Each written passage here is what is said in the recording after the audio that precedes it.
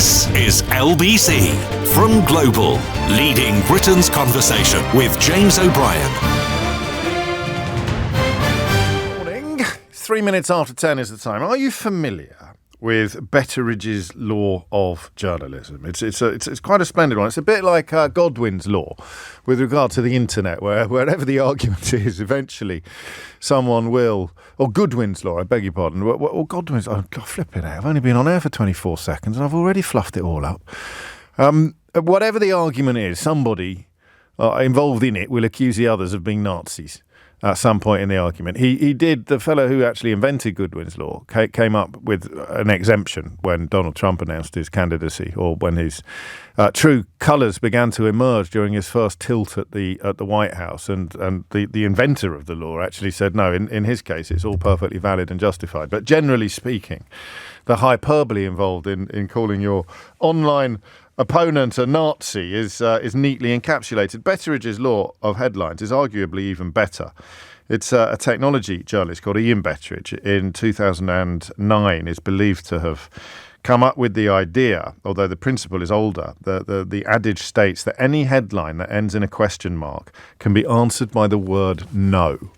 And you know how on this programme I have a slightly unhealthy fascination with the lengths to which the right-wing newspapers, often in conjunction with the sort of vampiric so-called think tanks of Tufton Street, will go in order to make you angry about things that aren't true, or about things that you shouldn't be getting angry about, or about utter nonsense. We have today certainly the finest example of the year so far of that practice. You may already have worked out what it is, but I'm going to tease you a little bit more and promise to reveal it a little later in the programme. So any headline that ends in a question mark can be answered by the word no. It's on at least one front page today, this story, although there's no question mark there. There is a quote from one of those so-called think tanks. But on page 2 of another of our regularly surveyed newspapers, there is a question mark. What story could it possibly be that is complete hogwash, but which right-wing newspapers will be using to try to annoy you or upset you or enrage you today? Stay tuned to find out, because we turn our attention first to a very different story. And it's a conversation that I want to get dead right context-wise, that there are some things that you just don't do in recent years in UK politics. And one of them is go after pensioners. It has been a truism or a fact of political life since at least 2010 that you do not go after pensioners. And that is why it was so jarring, so perhaps unexpected, and indeed so controversial when one of the very first things that the new Labour government did in government, right, in power, having achieved power, was to announce a cessation of the winter fuel payment for all but the poorest old age pensioners. It was a complete reversal of political traffic, and it has been covered accordingly. It sticks in your craw at first glance. You think two things if you lean towards equitable politics or the politics of decency. The first two things you think is, this isn't really what I thought the Labour government were going to do. And then you think, oh, come off it. You can't go after little old ladies. That's just absolutely outrageous. And then, and it's taken a few weeks for this to land, then you find yourself thinking, is this story quite as clean cut as I am being told it is? And it was, I look at threads sometimes on social media in pursuit of illumination.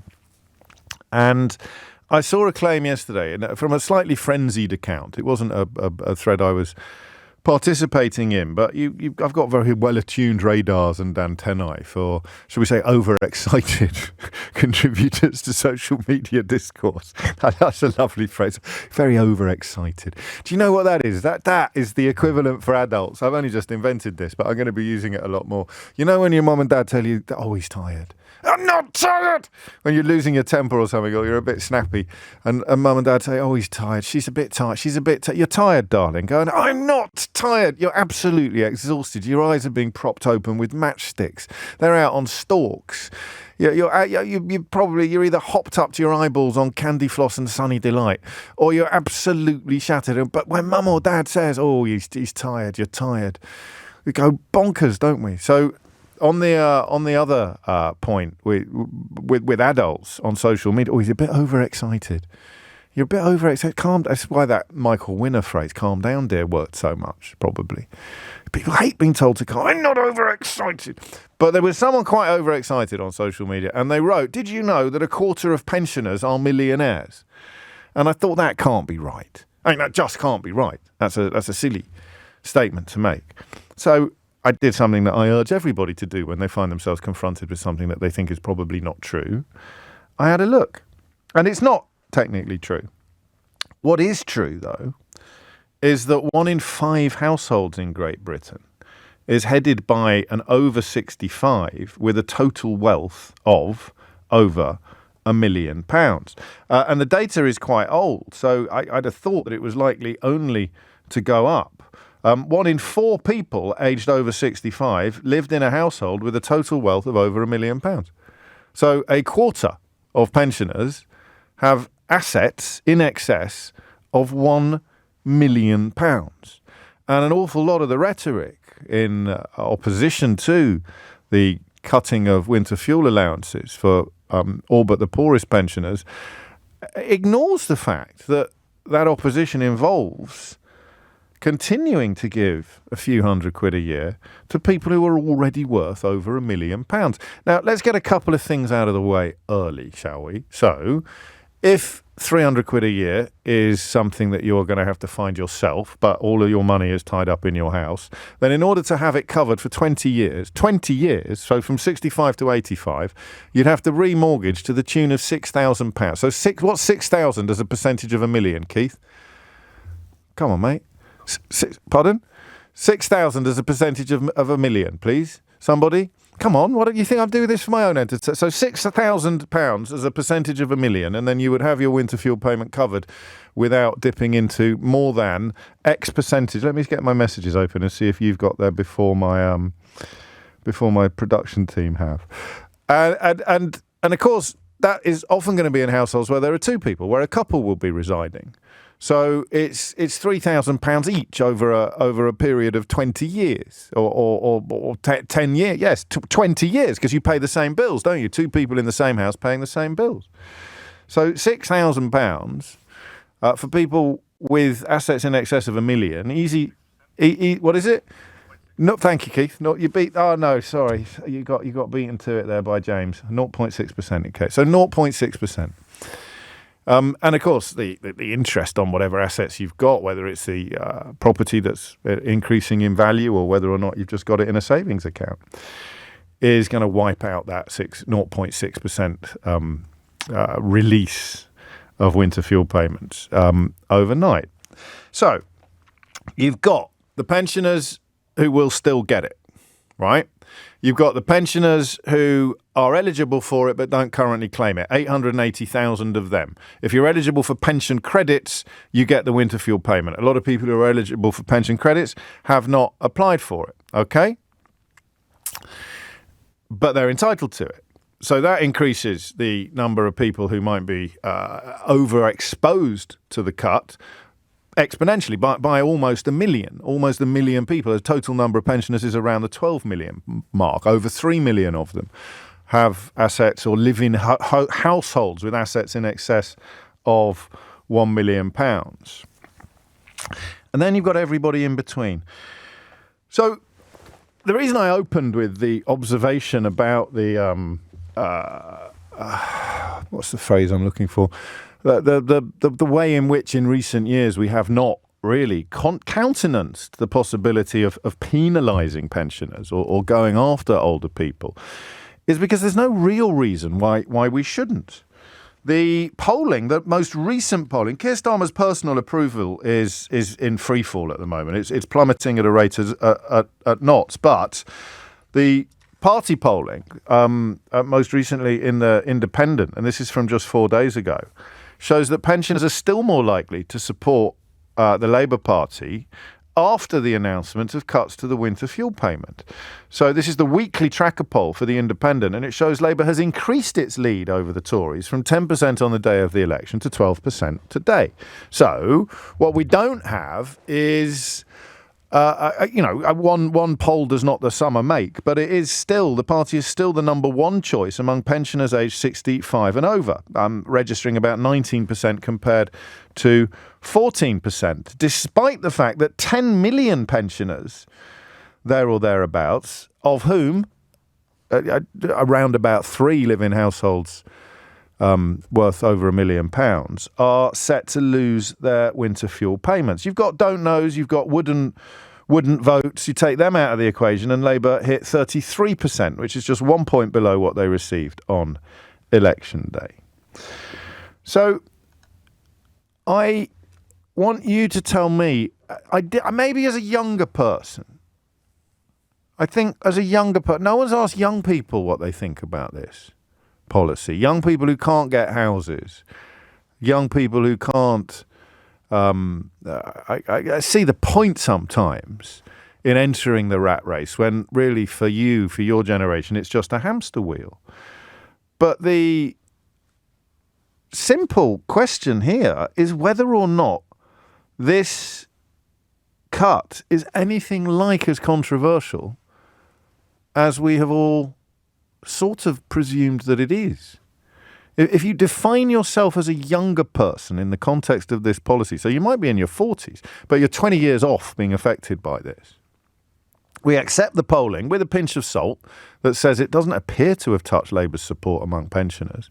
But how does it land with other people? Because one of the things I found quite strange, one of the things I found very strange about Brexit and about austerity and about all manner of other policies is that pensioners have grandchildren.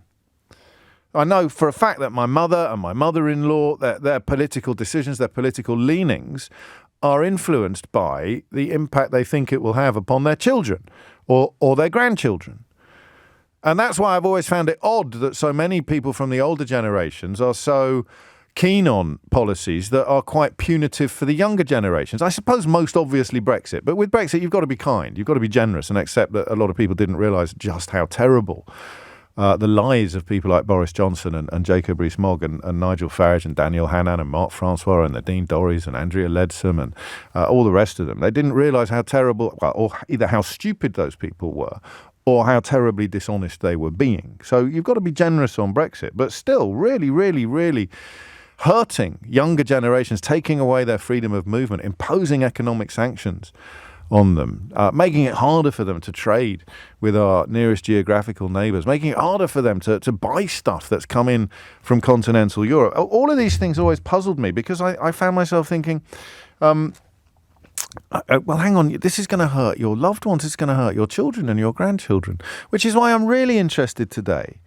in what this policy does to younger people and where... Well, I mean, do you know what I want to do? Listen, for the record, I don't like it. For the record, I make a list of people that should be targeted, and I immediately think of somebody sitting on their sofa with a blanket on their knees watching reruns of Last of the Summer Wine, and I think this is terrible. I also hate the thought of people who are frightened to turn on their heating, even though they can afford to do so, because some of the coverage has created the idea that they can't. But if I was Keir Starmer, I would not have done this. I don't think I would have done this. I don't feel the urgency. I look at so many other areas where money could be raised, and I don't see this. But that doesn't mean that I'm right. That figure today that I stumbled across is 27% or something of pensioners living in households worth over £1 million. And we're arguing about 200 or 300 quid a year going to them. I mean, is it possible that this is an oil tanker that needs to turn around? Is it possible that they actually know what they're doing?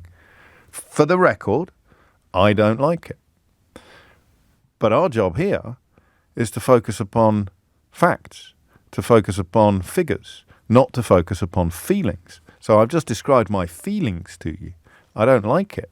But I can't sit here and justify a continuing state handout for people living in households worth over £1 million, when most people in their 20s, 30s, even perhaps 40s, can't imagine having assets at all. So if you see yourself as a younger person, and I don't want any meanness, I don't want any unpleasantness, if you see yourself as a younger person, no one's really asked you what you think about this. Well, I am. 0345 6060973. I think anything below 50 works, really.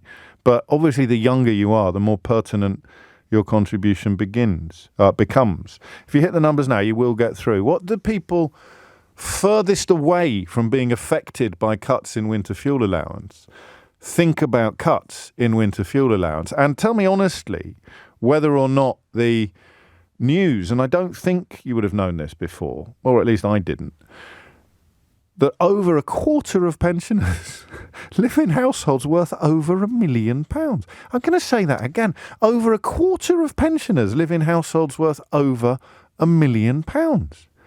And the direction of media traffic since this policy was announced has essentially portrayed them all as paupers who are going to be smashing the ice upon the surface of their wells before they can wash their fizzogs in the morning. Have we all gone a bit mad on this story? Or is it actually a profound affront to both Labour values and common decency? The number you need is 0345 6060 973. James O'Brien on LBC. Is a quarter of pensioners in, Bill says, in Fife. Are you sure it wasn't a quarter of pensioners in Richmond or Mayfair? Mate, I didn't believe it. I've got to be honest with you, my mum's way off being in this category of pensioners. And listen, you're welcome to quibble. I don't think you get into Idiot's Corner if you say you've gone from a fifth to a quarter. No, a fifth of heads of households. And then a quarter of pensioners. So that's the difference between just counting one pensioner in a household worth over £1 million and counting two. So the statistics are solid. If you follow me on X, you can see the full fact of dug into this, and all of the statistics are there. And it's the facts are challenging my feelings today, and those are often our favourite conversations. My feelings are the same as many other people's. So how can you possibly be going after pensioners, especially as a Labour Party? And then the facts are, well, hang on a minute. Is there a wealthier cohort in our society than people who've passed the age of 65 in recent years? I'm not sure there is, you know. Alex is in Edinburgh. Alex, what would you like to say? Good morning, James. Hello. So I'm 31 and I have very little sympathy with the people complaining about this. Recently, I've seen on social media that people are making out that no pensioners will be receiving it, and it's been a cut for everyone. Yes.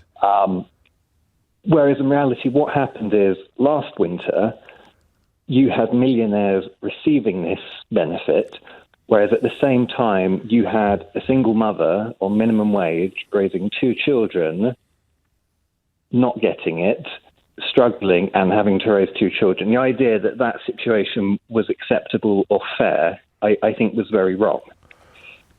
I'm struck by, I know it's only one poll, it's the only one I could find, that Labour's still very strong among pensioners, because I don't want to indulge in lazy stereotypes about pensioners generally being in favour of stringent financial policies that affect younger people, that don't affect them.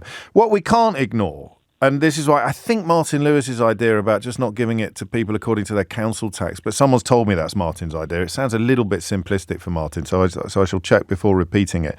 But there are going to be people who are sort of £5 off the threshold to receive 200 quid, and that always stinks, doesn't it? I suppose it does, but it is going to be means tested based on income, and the pensioners who are worst off will be able to receive this and pension credit.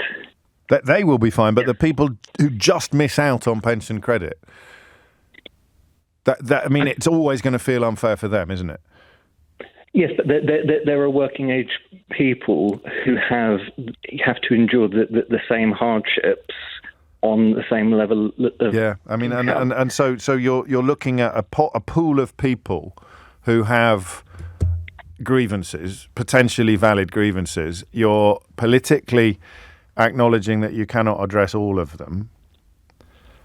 So you choose. So you choose which ones you help, as it were. Yeah, exactly. But I do have limited sympathy with this generation because they are the golden generation of history. This generation has never had it better and probably will never have it better. I mean, that's it now. Certainly in terms of ownership, the idea of ending up with assets worth in excess of £1 million without owning your own home is pie in the sky. Unless you win the lottery, it's completely impossible. And that uptake, I think that Rachel Reeves told Nick Ferrari yesterday that the number of people who've applied for it who didn't previously get it, they're going to be getting £3,000 a year plus the £200 to £300 of winter fuel payment. So it lands right with you. I mean, how representative do you think you are of your generation? I think very representative because I think we're going to have a hard time. And the discussion amongst my peer group is when it comes to us hitting retirement age, we think there's a good chance the state pension will not exist at that point because of the demographics. It will be financially unviable. This is the demographic time bomb that we talk about with our teeth clenched with increasing regularity on the programme. Thank you, Alex. Ollie's in Brighton. Right, it's morning, James. I'm 23. I know my grandparents are sitting on their house, as you describe, and do not need the winter fuel payment. Cutting it from them is right and fair. But knowing someone on pension credit to be just above that threshold will be on the pension income is not enough to get pension credit. That threshold will be worrying, and the red line drawn for them is fundamentally too low and needs looking at. That would be a rabbit from the hat in the budget, wouldn't it? If there were to be what felt like a slightly more equitable taper, but there are always going to be people on the wrong side of it.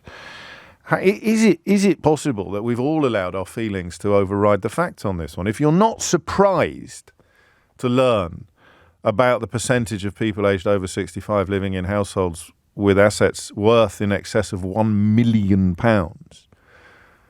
then I can't quite see how you could have the same opinion about this that you had before you learnt that fact. Mark's in County Durham. Mark, what would you like to say? Hi, I'm just saying that I feel it's blown out of proportion because, for example, my mother-in-law is returning from a third foreign holiday and she'd be outraged she's not getting it. Yes, so you are having a bit of a swing at your mother-in-law here, which is perfectly allowable. And my parents don't need it either. I mean, when you know that it's something like 4 out of 5 pensioners have other income other than the state pension, apparently. Yes, but and they're the ones that are guaranteed to lose the winter fuel allowance because in order to get it, you're basically surviving on the state pension and nothing else. Which is a limited amount of people, actually. In reality, I feel. I mean, the problem is people who are working, who are paying mortgages, who are on low national minimum wage, probably have less disposable income. And things like that. I mean, my kids obviously are trying to buy houses, etc. And how does Grandma feel about that? So when you, because I wonder whether we're being a bit, or what's not you, forgive me, Mark, whether I'm being a bit idealistic when I talk about people, young people taking into account the impact that policies are going to have on their parents and grandparents and vice versa, grandparents. So your mother-in-law's on her third foreign holiday of the year.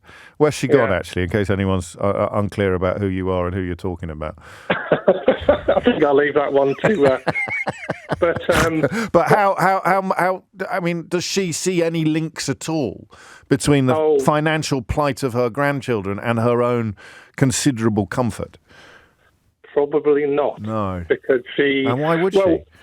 Yeah, I mean they are. The disposable income of much better. I mean, I'm the in-between bit. Yeah. Yes. So I'm the person who's managed to get onto the housing ladder. I've just paid my mortgage off in my late 50s. Yeah, and yes. I'm going to be, but I had to work. I had to work for that. I had to, and all that sort of stuff. And I've only just managed that. But I understand that my kids' mortgages may not be able to be paid off in their late 50s.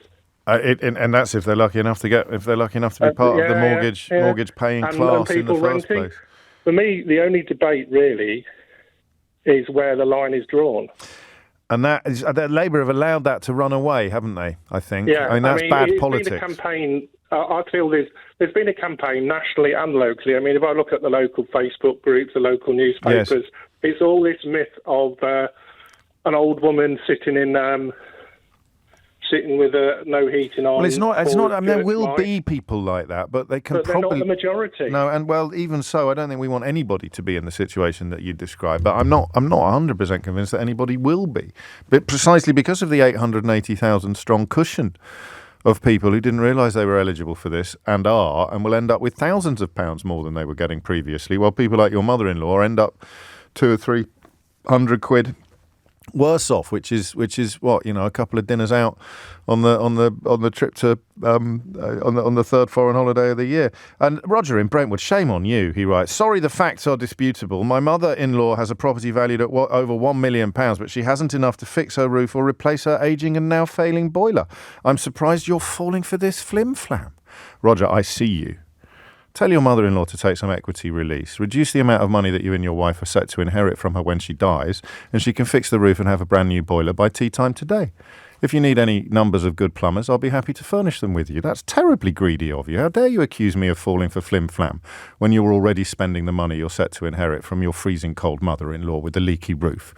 Disgusting. Thomas Watts is here now with your headlines. James O'Brien on LBC. I want a law named after me. I want a law of journalism named after me. Why has Betteridge got one? Betteridge's law of journalism, or Betteridge's law of headlines, is that any headline that ends in a question mark can be answered by the word no.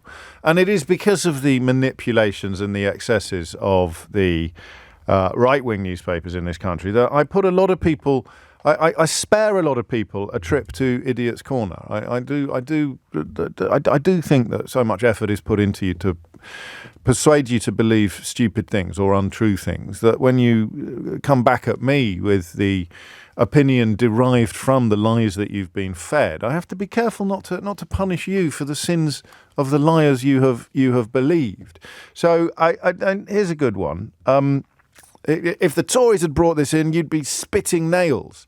I said, well, the Tories brought in payments of hundreds of pounds to the richest people in the country. And I was spitting nails. So I can't also spit nails when Labour tries to take it away. I mean, removing £200 or £300 a year from people who are worth over £1 million shouldn't even be controversial. The controversy begins the further down that list you go. So if 3 million people are worth over £1 million, pensioners are living in households worth over £1 million, how many are living in households worth over £500,000? Listen, I come from a privileged background, but I still haven't included my mum. My mum's still not on this page.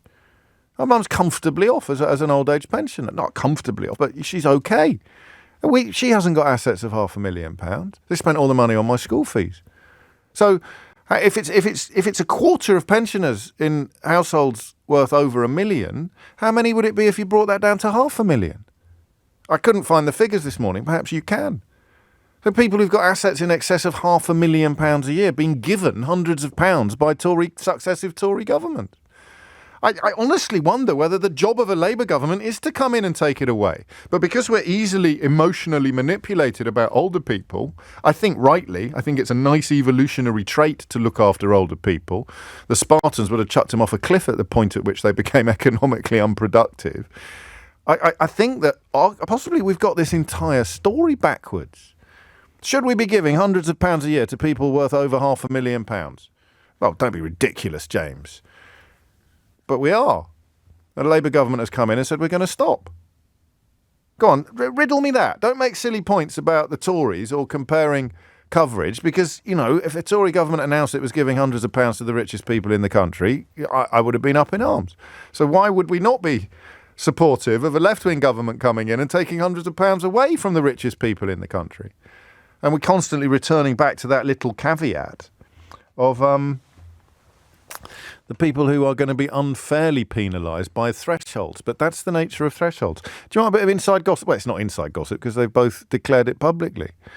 I look at what my younger colleagues are doing. None of us on LBC have got the same politics. But Ben Kentish, very powerful, brilliant young presenter if you haven't checked him out yet. Very powerful stuff on this about what it's like to be young. I still feel like the young pretender at LBC because I was so much younger than everybody else when I arrived here, but I'm not anymore. Tom Swarbrick is younger than me.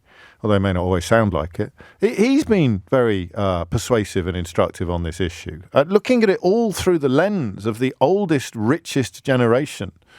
Seems to me to be, actually, the more we talk about it, the more bonkers it is. 10:38 is the time. Chloe is in Cairn in Wiltshire. Chloe, what would you like to say?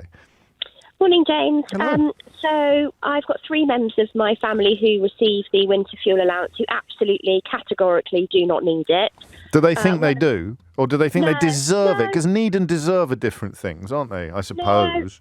No, they don't think they need it. Actually, my parents split the money between myself and my brother to help us with our bills. Gosh, that's nice. Over the winter period, because they don't need it. It's the most ridiculous policy that they put into place that I've ever heard. For the first time in a very long time, I actually think a government is making quite a sensible decision by means testing people to ensure that the money is going to people that actually need it. My grandmother is very well off. Yes. It's just insanity. Have you thought that all along? Have you been wondering who the heck is recognising the reality of your situation every time you turn on your radio or open a newspaper? Because so much of this is self-evident. It's so the state of things for I'm 35 is absolutely horrific at the moment, in my opinion. I can't see it getting any better anytime soon. And things like this, when they put this policy into place, I thought, oh, here we go again. Yes. I mean, we must be so rich as a nation to be giving out £300 willy-nilly. To people who are in possession of assets that most people half their age are unlikely ever to accrue or enjoy. Exactly, and the reality is I'm probably never going to be able to retire. I've got friends in their 60s who've done equity release already because the cost of living and also the wanting to wind down the work a little bit. They don't have children, so they're not that fussed about passing it on to the next generation. If you've got £500,000 worth of house and you reckon you can't afford to pay your fuel bills, why should anybody else be paying them? Precisely. Just take a look at yourself, I think. A lot of these pensioners, I'm sure, would be much happier if that money went into the NHS, that they can, there won't be such a long waiting list for a hip replacement. I just think it is just absolutely insane to be giving money out like this, as if we've got loads of money to be giving out like this. Well, did you say you're in your mid-30s? How old did you say you were? If you did indeed. I hope I'm not being... See, I think there's a generational disconnect here. Let me read you a text. It's not one for Idiot's Corner, although I think the unkindness at the end is unnecessary. So if their house is worth over £500,000 but they've got no money, we pretend they are rich. You're all over the place since Labour have got into government. No. For people who have no assets at all, what does £500,000 look like? I don't actually think this has got anything to do with politics, actually. I think it's just being a bit sensible with money. Gosh. I think you can't just give out £300 willy-nilly. To people who've got the most. Yeah. By definition. Precisely. Exactly. It's just ridiculous. And people that probably think, we should carry on with this are probably in the same boat as people saying, oh, stop the boats and don't do that. Or the 2-child limit. I think, I'm more troubled by keeping the 2-child benefit cap than I am by the removal of the winter fuel payment, for all of the reasons that we've explored while examining the wisdom of removing the winter fuel payment. It's a funny one, isn't it? I like the things that are... Well, is that the right use of the word shibboleth? Do you know what shibboleth means, Chloe? Yeah. What does it mean? Just not being careful, just, not being sensible with money. No, I sprang that on you. That wasn't fair. That's not what shibboleth means. I think you misheard. What does shibboleth... do you know what it means? I thought you meant shriveling. No, not that. Do you know what shibboleth means? No. No, nor do I. But I've got a feeling that it's the right context in which to use that word. Is it a shibboleth that old people need financial protection, or that it is wrong to take money away from... Is it a shibboleth? Yeah, have I used it correctly? Hallelujah! Hang on, let me read you the definition. A custom or principle or belief distinguishing a particular class or group of people, once regarded as outmoded or no longer important. I've not quite got it right, have I? Because it's not yet. We want to turn it into a shibboleth. I don't know. But anyway, is it possible that we've all swallowed the Kool-Aid on pensioners needing more money, but the news that, God knows how many of them have got £500,000 in assets already kind of turns that on its head. Or maybe it doesn't. Maybe I'm missing something huge. So give me a call and tell me. 0345 6060 973. Amy's in Solihull. Amy, what would you like to say? Hi. So I sort of wanted to agree with some of the earlier callers. I think it's almost unfair when you consider that a lot of people saw in the last couple of years their mortgages go up, working families, and their fuel's gone up. So the fact that they don't get the same benefit is sort of quite unfair if you think about it. Yes, and I'd go a little further and suggest that the younger you are, the more sacrifices you made to look after older people during lockdowns. Yeah, there's a lot of people that I see on social media that are sharing it, but they, like one of your earlier callers said, they're going on holiday all the time. They sit on all these assets that they accrue interest on and that often get a passive income from as well. To think that I know people that, like in my family, that might have retired early and they've not yet getting the pension. And good luck to them. And good luck to them. But do they feel that they need the winter fuel? Are they cross that it's been taken away? Because I always say that I want budgets in which I pay a little bit more tax, and I mean it. But when it lands, when you see it on your first pay slip and you're paying more than you were before the budget, there's a little bit of you that goes, I could have spent that on cola cubes. Do they resent the removal, even though it won't really affect them at all financially? I've not actually spoken to some of them about it, but I know that there will be some that those that are probably really well off aren't that fussed by it, but there's others that won't see the irony when they're complaining about it. What I've not heard? On the cruise. Do you know what I've not heard anyone suggest? That if they're worried about paying their bills after losing the winter fuel allowance, they should cancel their Netflix subscriptions or eat fewer avocado toasts in the morning. I don't know why that. I mean, why is that absent from this discourse? Cancel your Netflix subscription. Listen, this is horrible. This is the rhetoric of evilness. But every time young people reveal the difficulty of their financial situation, this is what lazy old bigots tell them. Well, why don't you cancel your Netflix subscription? Or why don't you eat fewer avocados? Why don't you downsize? Have you thought about downsizing? This is young people working and struggling to get even a foothold of permanence in the cliff face of financial security. And when they complain about their plight, they're told to suck it up, snowflake. They're told that they don't know what hard work really is. They're told that they spend all their money on holidays and smartphones. Avocado. Am I the only person in the world who still says avocado pears? Yeah, I am. All right, I'll try and stop. Avocado toasts. That sounds stupid, avocado toasts. Avocado breakfasts, a succulent avocado breakfast. Or they're told to spend less money. And no one ever says that here to people who have already got assets in excess of £1 million. And that's over a quarter of them. I think we've got this horribly wrong. I really do. But there's 10 minutes for you to tell me, au contraire, mon frère, it's you that's got things wrong. But just explain it to me with, what we like on this programme, facts. And after this hiatus, I will reveal to you the story that at least 2 right-wing newspapers have run up the flagpole this morning, despite knowing that it contains precisely no facts. Time, gentlemen, please. James O'Brien on LBC. It is 10 minutes to 11. Shall we do the story that plumbs ever newer depths of patronising and insulting readers? Would you be interested in that one? So, front page of the Telegraph today, pubs may have to call last orders early in fresh nanny state blow.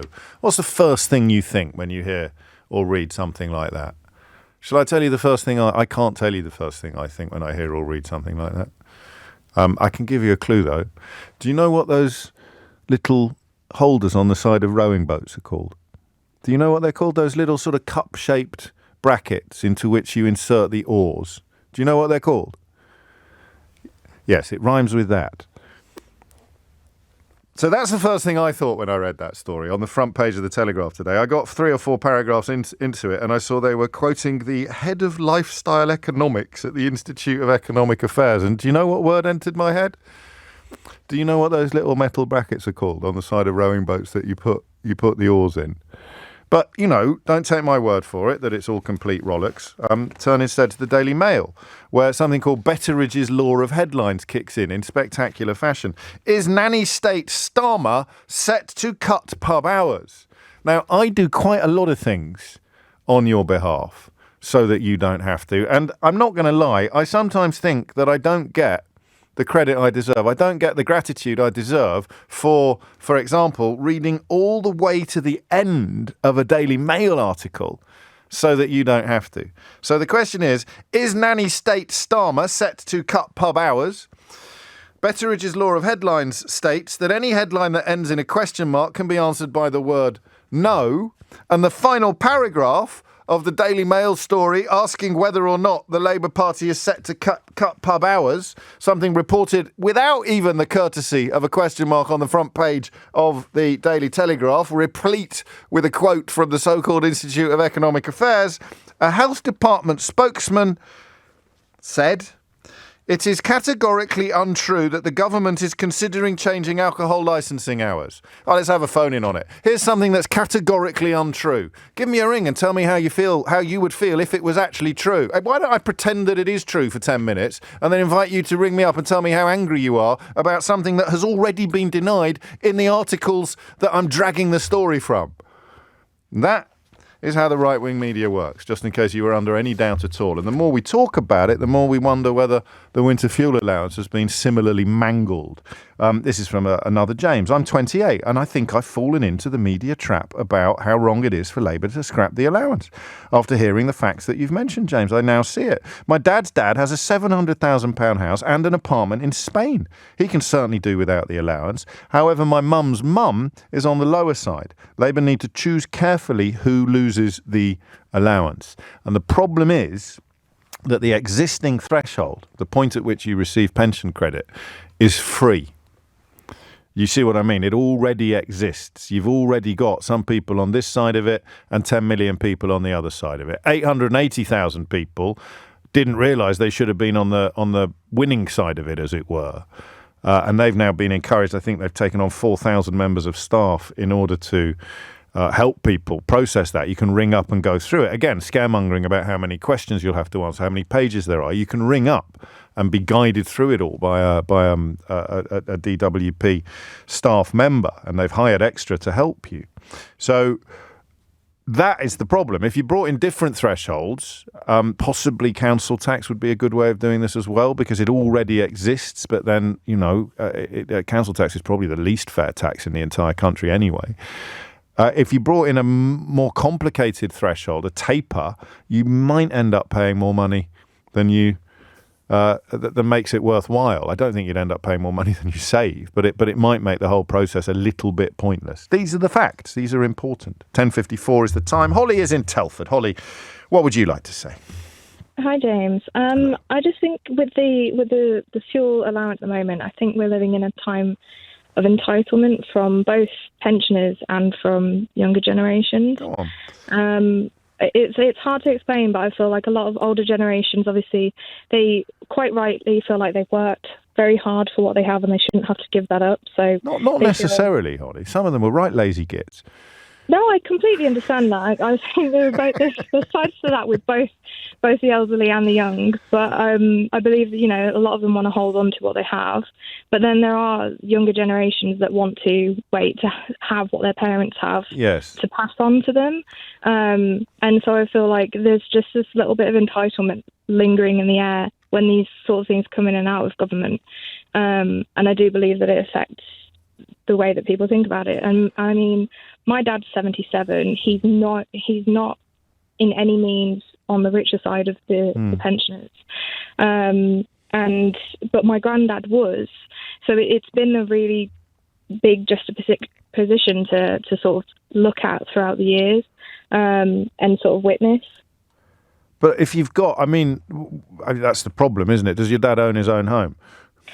No, so my dad he's been in the same house for 25 years now, but he ended up becoming a single parent when I was in my early teens. And so he ended up having a company buy his house out for him. So he lives there. then when he passes, the rest that house. So he gets an income. He gets an income, but there's no asset to pass on to you. Yeah, there's no asset to pass on to and me. that income pushes him out of of any hope of getting the pension credits or the winter fuel allowance. Yeah, basically. But that makes him well off. For people No, listening to this who are trying to live on a state pension alone, your dad's quite well off. it's not exactly enough, though, because he has a lot of disabilities. He has to have a lot of care for him. Yes. And then he's probably still eligible if he's in receipt of other benefits. That will impact upon the winter fuel situation. But it's just been, I do think there is an air of entitlement from both sides. Describe the young person's entitlement to me, because I don't see that. I see a really bad deal. I speak as someone in their 50s, so I'm smack in between the two generations you describe, and you're in your 20s. I think compared to people who are 20 or 30 years older than me, people who are 20 or 30 years younger than me have got the shoddiest end of the stick. And a lot of the time you don't even realise, because you can't compare your life today to what your life would have been like when I was your age, when I was 28. Yeah, I do. So where does entitlement among young people, what do you point at when you want to prove that? I think that we want to expect to get more out of life, which is completely fine. But that's not entitlement, that's ambition. Hard. It is ambition, but entitlement, I think people expect to, if they have a job, you expect to get what your parents get else. if you work as hard as they did. Yes, and you're not going to. So I really don't see where entitlement comes in. That sounds to me like injustice, generational injustice. Possibly. But I still think that a lot of us are just waiting for parents to pass so that we can see what we get from them. Yeah, and that's awful. And that's a situation that we've been put into by failure to build houses and the fetishisation of property price increases and a very deliberate, often by companies making donations to the Tory party, a very deliberate policy of strangling supply in order to see demand rocket. But again, you're unlikely to see this explained in any of the media outlets that have been spending the morning pretending that there's a threat to pub opening times in order to spook the horses. Holly, take care. I might have to start wearing varifocal lenses in the studio. I nearly said Bath is in East Sussex, but which is not true, either geographically or nomenclaturally.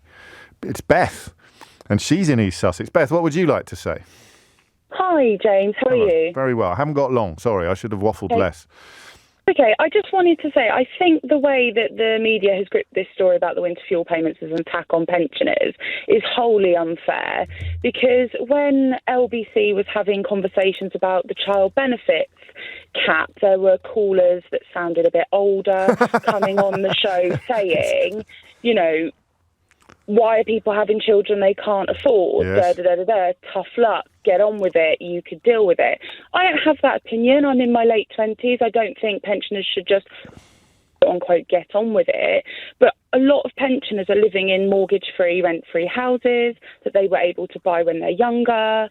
They've done everything right. I'm not saying they've done anything wrong, but I'm not convinced that there's as many pensioners going to freeze as the media's trying to pretend. Well, I don't want any pensioners to freeze, and that is going to be the acid test, isn't it? Because people were dying of cold, according to NHS figures, under every single year of the 14 years of Tory rule that we've endured, and it's a nuanced statistic because we don't know quite what it means, or at least I don't. You might, but the Health Service concludes that illnesses that have been caught, if you like, as a consequence of coldness, that would contribute to these sort of things. But it's never merited a single headline, or at least a single opinion piece in all the years that it was going on. What we don't know is whether, as energy bills are coming back down again now after the crisis, whether or not people are going to be unduly exposed to problems. And if they are, that's on Keir Starmer and Rachel Reeves and Angela Rayner and all the rest of them. But in the meantime, the idea that someone who is comfortably off to the tune of 500,000, never mind 1 million, which constitutes about a quarter of pensioners' households, need an extra 200 or 300 quid a week a year, 200 or 300 quid a year it's actually insane. Although at 10 o'clock this morning, I thought it was valid. It just goes to show what happens if you think about things, doesn't it? It'll never catch on. James O'Brien on LBC. It is 4 minutes after 11, and this wasn't going to go in the programme today. I mentioned to you, look, even on here on my printout, it says 9:57. Is that the time it dropped, or is that the time that we printed it out? Is that the time we printed it out? Let's pretend it's the time it dropped. It only dropped at 9:50. Hey, fake news, guys. Come on, pot kettle. I wasn't going to talk about this. It is box fresh. It is only from this morning, and the only reason I wasn't going to talk about it is because I didn't know. I missed it. It hasn't been picked up as widely as you might expect. I quite like the anti-monarchy group Republic. I felt they were very shoddily treated on the day of the coronation. It was quite an interesting insight into what Tory laws regarding peaceful protest were potentially going to be used for. In fact, speaking of protest, whatever the opposite of peaceful is, violence. I think it was published yesterday, but it's been updated overnight. Violent protest, Yvette Cooper turning her attention to that. I think we'll catch up with a little bit of that speech later this hour with Henry Riley, who's part of LBC's top team. All the big players for LBC are in Liverpool at the moment. I'm James O'Brien, live in Leicester Square. The real cost of the royal family, according to this report from Republic, is £510 million a year. Republic have put the funding together in, I would say, a creative way, but not a irresponsible way. They look at, for example, how much money the country or the state might accrue if we had ownership of the royal buildings, or if we could do with the royal buildings whatever we as a population wanted to do. Security is a huge expenditure for the royal family. That's not included in the sovereign grant, which looks at staffing, travel and the upkeep of royal buildings. So the sovereign grant stands at about £96 million, I think. But if you take in all the other factors identified by Republic, if you're looking at lost income, if you're looking at the property businesses run by the Duchies of Lancaster and Cornwall, if you're looking at security costs, if you're looking at property profits, if you're looking at all of that, then the grand total, 86 million, the annual sovereign grant, the grand total comes in at more than 5 times that. I've just realised that Rolex is Rolox. Did you realise that? I've used that phrase all my life, often on the radio when I can't say the phrase that rhymes with it, that I want to say when I say Rolex instead of. It's Rolox, isn't it? You've sent it to me, written down, and therefore I've seen it, and so it's that you're locking your rower, or locking on your row, Rolox or Rolex. Sorry, if you weren't listening to the first hour, you've got absolutely no idea what I'm saying. It's pronounced Rolex. It's one of those sort of pronunciation glitches that are so popular in the English language. Oh, I had one yesterday that made me laugh. You know, when I look, we'll get stuck into the royal family in a minute, but this is actually a conversation about privilege. I don't know how familiar you are with the absolutely exceptional historian William Dalrymple. Are you familiar with him? His new book, The Gold Road, about India from sort of 250 BC until about 1200 AD. I'm getting stuck right into it, despite interviewing him yesterday. I didn't have time to read it all before. It's just extraordinary. The man's a genius. It turns out we went to the same school, and he's a guest on Full Disclosure next week. So I don't know how much of Full Disclosure is going to be of interest to ordinary people who didn't go to the same school as us, but we did chew a little bit of fat about common ground. And I mispronounced his name. I teased him a bit about it at the end because I've always called him Dalrymple, Dalrymple. He does the Empire podcast with Anita Anand as well. He's a brilliant communicator, brilliant historian, art historian, writer. But that's the thing you notice when you're from Kidderminster and you start knocking around with toffs. You notice they've got a code sometimes, even there. So I introduced him at the top of the Full Disclosure podcast, and I should have noticed because I've listened to his podcast. I should have noticed, but I just didn't. It didn't clock. I introduced him as William Dalrymple, and then halfway through the podcast, in a very kind of casually patrician fashion, he uses his own name and says Dalrymple, and I thought, oh dear, it's like that time at school when I mispronounced anchovy as anchovy.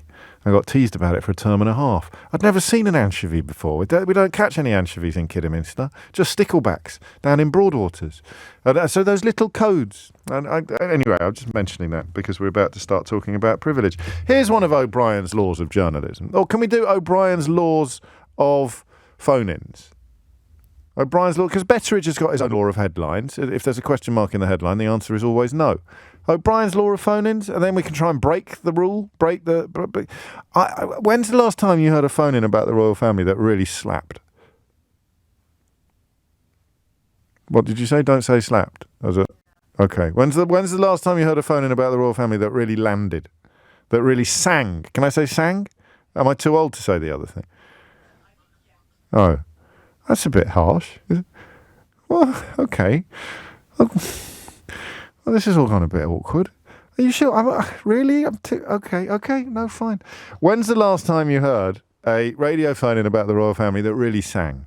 That really pushed your buttons? Is that okay? That really pushed your buttons? That really landed? I think, in all the years I've been doing this job, and I'm going to blame you for this, it's all about the qualities of the callers. I think I've only done about 2. I gave up on it years ago. I'll tell you when it came back to life for me was when everybody was being so vile and racist about Prince Harry's wife, about Meghan Markle, the Duchess of Sussex. And as always with radio phone-ins about racism, you could get a few people to ring in to be really, really racist while insisting that they weren't racist, and you could just sort of tug on one tiny little thread of their vest, their Union flag vest, and the whole thing had come falling down around their buttocks. So that's when things got interesting for me about the royal family again. And then I think there was that terrible moment when the late Queen bailed out her son, who was accused of sex offences, and settled with the accuser to the tune of several £1 million. But generally speaking, abolition of the monarchy phone-ins don't work. But today it feels like we really need to talk about this, not least because the chief executive of Republic, literally in the 3rd paragraph of the BBC's coverage of the story, writes, how can we talk about cutting the winter fuel allowance while wasting £500 million on the royals?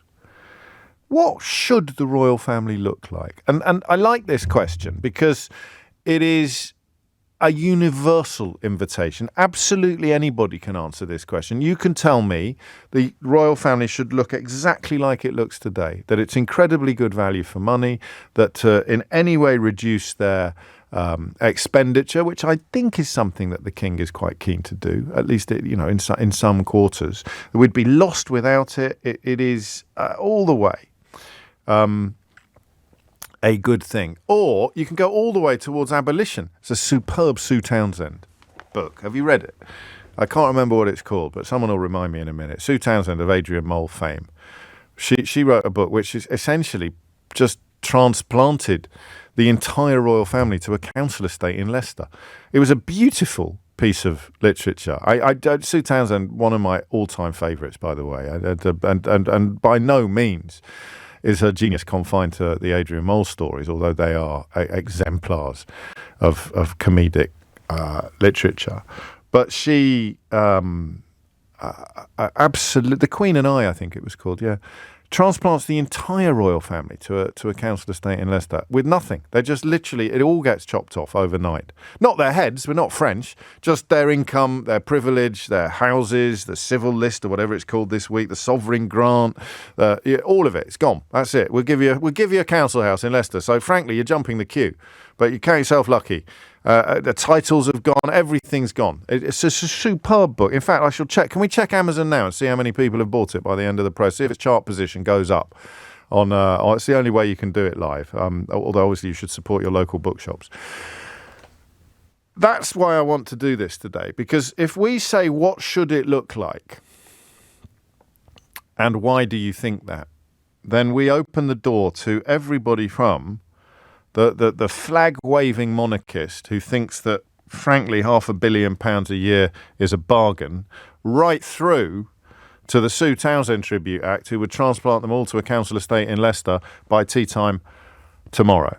And I want to know why. Because actually, let's do what we always do and overthink things a little bit as well. The reason why this doesn't work as as a phone-in, although it will do today, obviously, because you're going to ring in and tell me your answers to the question I've just asked you and the one I'm about to ask you.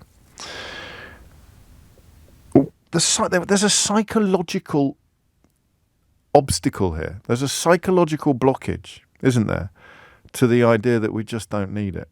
It's I like Graham Smith. I think he's a great communicator, and I think he's got an ever-increasing grasp of how the media works. I hope that doesn't sound patronising. As I say, I thought he was shoddily treated on the day of the coronation, but his problem is a psychological obstacle, and I suffer from this.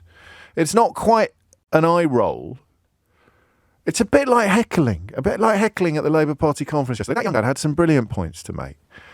The fact that the Labour Party hasn't really gone as far as an awful lot of people would like in the cessation of selling arms to Netanyahu's regime, which, as we'll talk about towards the end of the next hour, has now turned its attention to Lebanon as well as Gaza. I think you probably don't know that among the 490 dead in Lebanon in the last couple of days, there are 35 children. 35 children dead. Anywhere else in the world that was going on, except the Middle East, and it would be garnering rather a lot more of attention. But there it is, 35 children dead in Lebanon. So you look at the royal family, and you have a psychological obstacle to imagining what life would be like without you. You're not so sorry. I was talking about eye rolling, and the heckler at the Labour Party makes some excellent points, but because he's a heckler, I kind of roll my eyes. I kind of, here we go. It's militant. It's student Grant. It's a Viz character wearing a Hessian body warmer and a hat knitted from his own armpit hair. And listen, it's lazy. It's boring. It's unfair. It's unkind. But I'm afraid I suffer from that. Happily, I also now benefit from the ability to recognise my own psychological obstacles. But I've got one here as well. Is it the simple scale of things? Is it just that the idea of not having it is too big to contemplate? This is why The Queen and I is such a brilliant book, because it doesn't faff about. It just goes straight in and says, no, that's it, it's over. I think a new government gets in, they've campaigned on a manifesto to abolish the royal family, and they just abolish it. And yet for the rest of us, it's an almost inconceivable, it's certainly an insurmountable obstacle, isn't it? Why? So there are two questions here. What should the royal family look like? Given that, as a country we're skint, and according to this report, they're currently costing us £500 million every single year. 0345 6060973.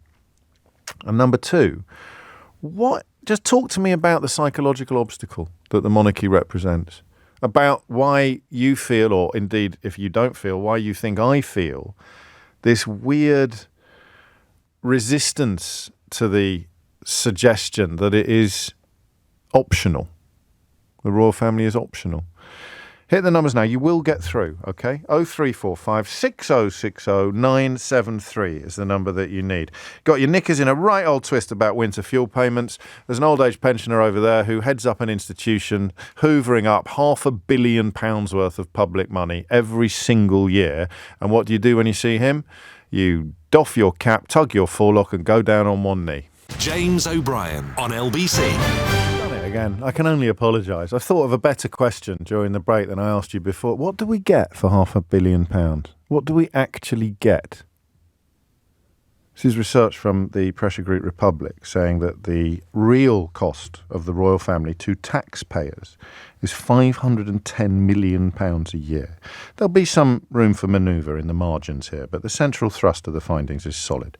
That's nearly 6 times more than the £86 million of state funding from the annual sovereign grant.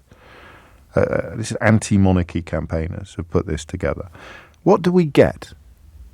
Well, and if you're from outside the United Kingdom, that's another interesting perspective. What do we get for £500 million? Is it good value for money? 0345 6060 973 is the number you need. So I've asked you 3 questions. The first is, what would you do? What should it look like? The second is, what this obstacle to abolition, what's that actually about? And the third, and I think arguably the most interesting question, is what do we get for our money? 0345 6060 973. Tiago is in Bristol. Tiago, what would you like to say?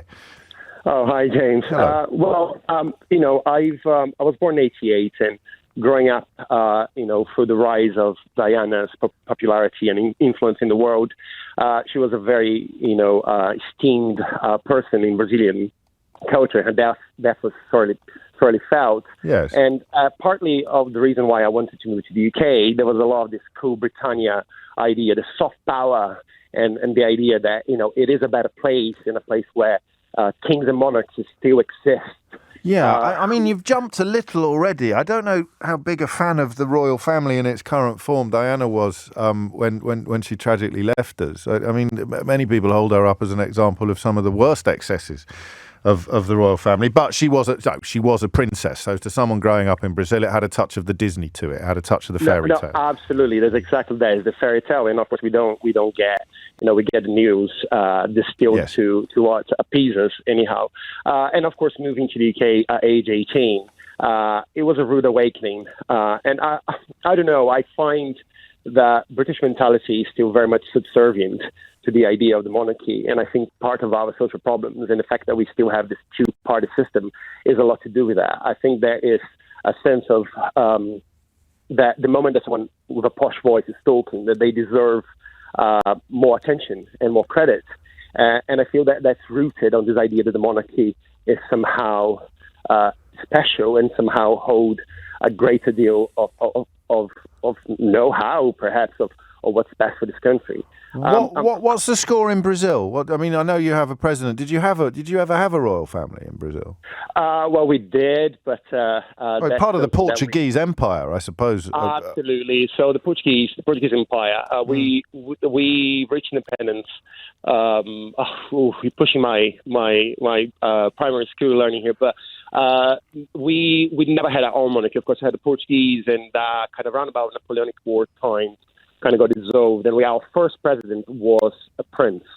So he declared independence and became the first president. So it's a bit shady that how our republic was born, but they realized that establishing a republic was the best way to not be pushed away. What can I call you? Is it fair? As someone who didn't grow up here, that's a good way of putting it. Yeah. How do you explain this, what I've called this psychological obstacle, that apart from this rather brilliant book by a writer called Sue Townsend that imagines... I want to check it out, yeah. Oh, it's really funny. I promise it'll make you laugh out loud. And she transplants the entire royal family to a council estate in Leicester overnight, pretty much. But part of the reason why that is so impactful is because it's so extraordinary and so unthinkable and so outlandish. And yet shouldn't be, really. £500 million a year. We spend all our lives at the moment talking about how we're going to save public money. Where do you, as someone who didn't grow up here, what do you see that psychological obstacle representing? I think it's been so deeply inbuilt into the educational system and the way popular culture in the UK that is it's almost indivisible from British identity at this point. But I don't think it's impossible. I think that if we were actually allowed to have a sober analysis of cost-benefit, people would finally wake up to it. I feel that given that most people had the late Queen as some sort of maternal figure, and King Charles doesn't quite necessarily fit that gap. I think he's done really well, but that's not the point, is it? No, exactly. We're talking about institutions here. Thank you. I mean, yes, so you get the Disney-fied view from abroad, and then you move here because you haven't been, inculcated with the rose-tinted spectacles since the cradle. You see the reality perhaps in slightly starker fashion. 25 minutes after 11 is the time. So this is proving my point. Tiago is an exception to the rule. This is, by some distance, the slowest response on the switchboard that we've had in about 4 months. I can't remember the last time that we weren't full up by 20 past the hour. Can you, Keith? When's the last time we didn't have every single line into the building full up by 20 past the hour? You'd have to go back months. Go back ages. It's so odd to me, this. And I'm authentic. Sometimes if I don't succeed in making you tell me what you think about something, it's because you can tell my heart's not really in it. and there's nothing else in the news. So Eleanor and I kind of come up with an idea that we don't really have an enormous amount of faith in, and unless I have a double espresso before I start my introduction, you can tell. But on this, I really bloody mean it. Is that why are we spending £500 million on this family, and why do I feel slightly dirty even asking that question? Why do I feel a little bit wrong even asking that question? And I can't yet. One day I will. I can't do a phone-in about why this isn't working as a phone-in. A, because it will do. That's the way it works. But it's not. We still had 10 people waiting to talk to us about the winter fuel allowance at 11 o'clock. We still had every hour yesterday. We got to the end of it, and the switchboard was still full of people who weren't able to contribute to the conversation that we were having. One of the single most significant elements of our shared existence, of our country and our history, is under dissection and standing accused of hoovering £500 million worth of our money unnecessarily on an annual basis at a time of epic financial problems, fiscal problems, and you don't care enough. 0345 6060 973. See, I've got to go to Texas now. That's where Joe is. Joe, what would you like to say? Hi, yeah. I think it's interesting the point that was made earlier about the cost of the royal family. And I think people often look at the cost, but they don't look at the wider benefits, kind of perhaps somewhat or intangible, of having the royal family as ambassadors. And I think that can go into a huge amount, such as trade and investment, our ability to do MOUs and free trade agreements around the world.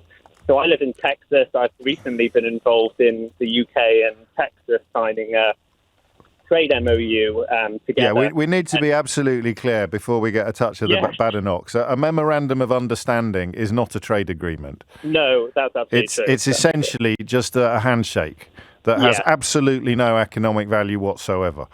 No, it's always, like many of these things. And what role did the royal family play in that? Because I'm pretty sure Kemi Badenoch claimed it was 110% her.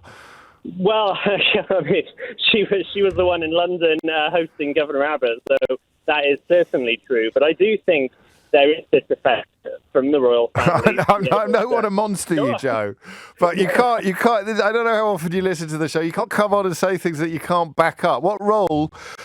So your justification for the £500 million we spend on the royal family so far is an utterly meaningless memorandum of understanding trumpeted to the rafters by Kemi Badenoch, despite being built on Liz Truss-shaped sand. And you also claim that the royal family played an intrinsic role in delivering it. So, well, look, what a load of old cobblers! Look, many countries employ diplomats around the world, including us. We've got loads of diplomats. We've got diplomats coming out of our ears. Got more Ferrero Rocher than you can shake a stick at. There is still, I will make this point, there is still a charm the royal family has over everyone, from the President of the United States of America. You mentioned Trump.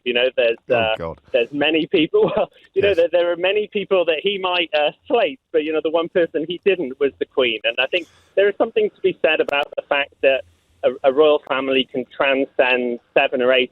But at which point? At what point? So we'll put that on one side of the scale, right? And we're putting £500 million of taxpayers' money on the other side of the scale. What does the scale look like? Because it doesn't look balanced to me. It's difficult to, this is the thing. It'd be interesting to see the other measurements of, for example, changes and policies that have been influenced, because the royal family have had a sort of quasi-diplomatic effect on it. And I do think there's probably but again, you could get that for £100 million a year.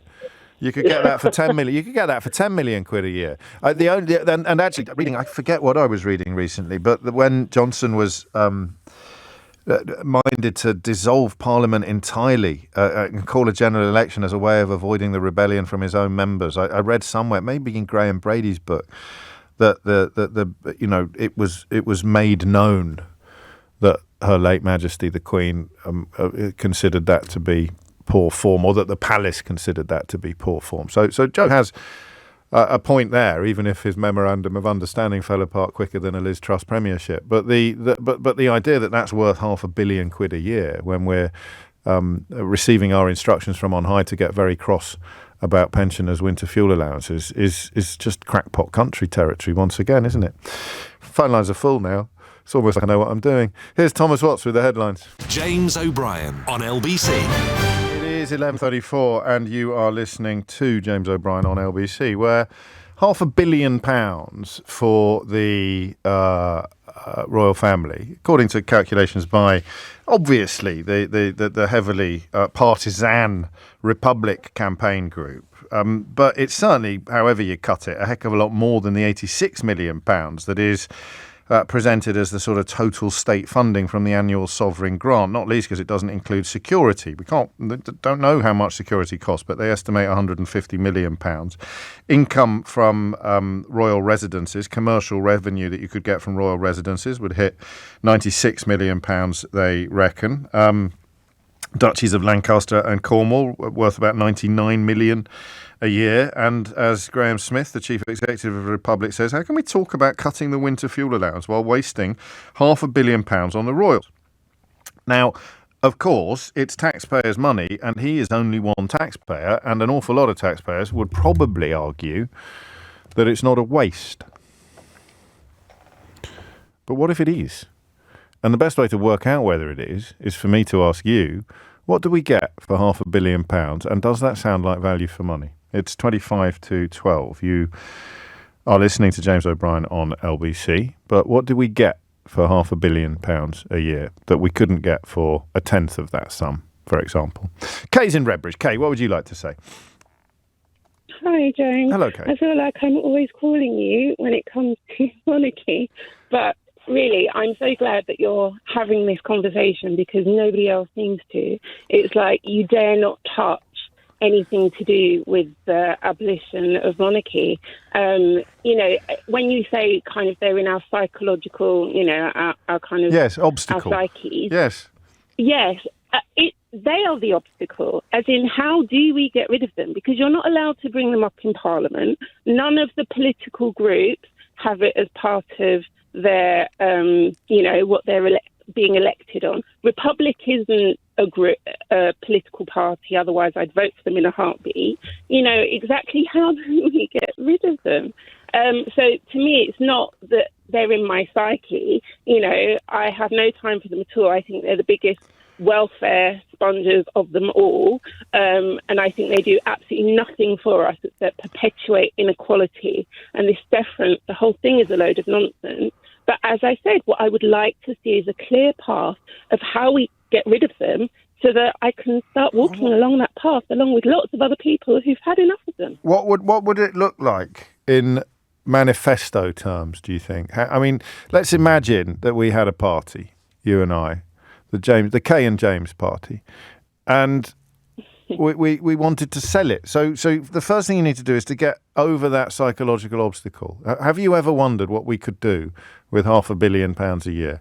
And then I think for people who feel compassion towards the royal family, which we shouldn't be dismissive of, or certainly not contemptuous of, then we'd need to describe the circumstances in which they would live afterwards, in which they would live subsequently, possibly leave the door open to some sort of ceremonial role that doesn't cost us £500 million a year. What I mean is baby steps, perhaps, is the way over the obstacle rather than a bulldozer. I think to start with, we need to talk about the truth. And the truth is that the family that people are so falling over or falling in love with because, they're photographed from birth or because, William is the son of Diana, etc., etc. So is Harry, though. The same as the monarchy. So is Harry, and he doesn't get a very easy ride, does he? He's self-reliant. He's a different ballgame entirely, in the same way that Diana was. But no, the people in kind of grey suits, that 500 billion, that £500 million, the 500 million is not all going to that family. There are people making a lot of money out of them being there. And that family kind of, it's like the wagging of the dog, isn't it? While we're looking at them, what are we not looking at? Who are we not looking at? Where is that money going to? And it comes to establishment and the class system that, is so entrenched in this country. Yeah. It's like religion almost. It feels like blasphemy, what we're saying, what you're saying. I'm not involved. Yeah, I'm just asking questions. Absolutely. It is blasphemy. How dare you say? Some people will be furious, but they won't really know why. Do you know the weirdest call? Well, not the weirdest. Yeah. There's too much competition. But one of the most poignant calls I've taken ever was after the Duke of Edinburgh passed away. And I can't remember the exact context or the exact question I was asking, but another naval veteran rang in, someone else who'd served in the Navy, to I think to quite a high level. But that doesn't matter, actually, does it? The risk that you expose yourself to has nothing to do with your rank. And I asked him, because I was a little bit surprised by the direction in which the conversation had gone. And I said, do you think he was fundamentally a better or a more important person than you? A better person, not a more important person, because importance is bestowed upon us. Do you think he was a better person, a more valuable person, a more valuable human being than you? And this chap, without pausing for breath, just said, yes, of course. And it really, I won't say it broke my heart, but it did sort of take my breath away, that is baked into our society from the top down. Like this hierarchy of value, this hierarchy of human value. And that's what you're alluding to, or that's what you're describing. How can you possibly teach your children that the sky is the limit when somebody else's children are born princesses and princes? I don't know. But what do we get for £500 million? 0345 6060 973. Thank you, Kay. James is in Derby. James, what would you like to say? Morning, James. First time caller, so be gentle. Always. I absolutely agree. This is a fundamental waste of public money. And you always get the rhetoric that, they bring in tourism, the money comes back in different ways. But actually, if you look at it from the outset, the tourism will be there. The infrastructure of the royal family, the history is there. So why are we wasting this amount of money on a family that? Well, answer really, the question. Why are we? Because it's ingrained in us. We're brainwashed from years and years of this. You can't. There's three things you can't talk about or disagree with in the pub, and that's religion, royalty, and dogs. And it's like actually, I thought it was politics. So. Well, no, dogs. It's different rules in Derby. These are Derby rules. Religion, royalty, and dogs. I steer well away from politics in the pub. But the royal family, it's inbred in us, and you can't have a conversation. You see the news, the mainstream media, who will never say a bad word against the top end of the royal family, and it just becomes that whole piece of, well, they bring in lots of money from different areas, but do they really? I kind of don't want to tell you what my gotcha is when people make that point, in case someone rings in and makes it in the next 10 minutes. I'd much rather spring it on them. So I'll give you the watered down version. Is that the National Trust does all right, and most of those houses belong to the National Trust now. They don't continue to belong to the families that. I guess sometimes they live in the attic, don't they? Or they live in a wing of the house, but the upkeep has been handed over to the National Trust because they can't afford, in the absence of sugar plantations and slavery in the East India Company, they can't afford to live in the style to which their ancestors were accustomed, and yet people keep visiting them. People still visit them. They still want to see the plundered art and the amazing architecture and the beautiful gardens. They don't need to see the Earl or the Duke or whatever he is riding around on his lawnmower. You're absolutely right, and we don't need to have the hundreds of family members that cream off the top, and the history is there. We've got.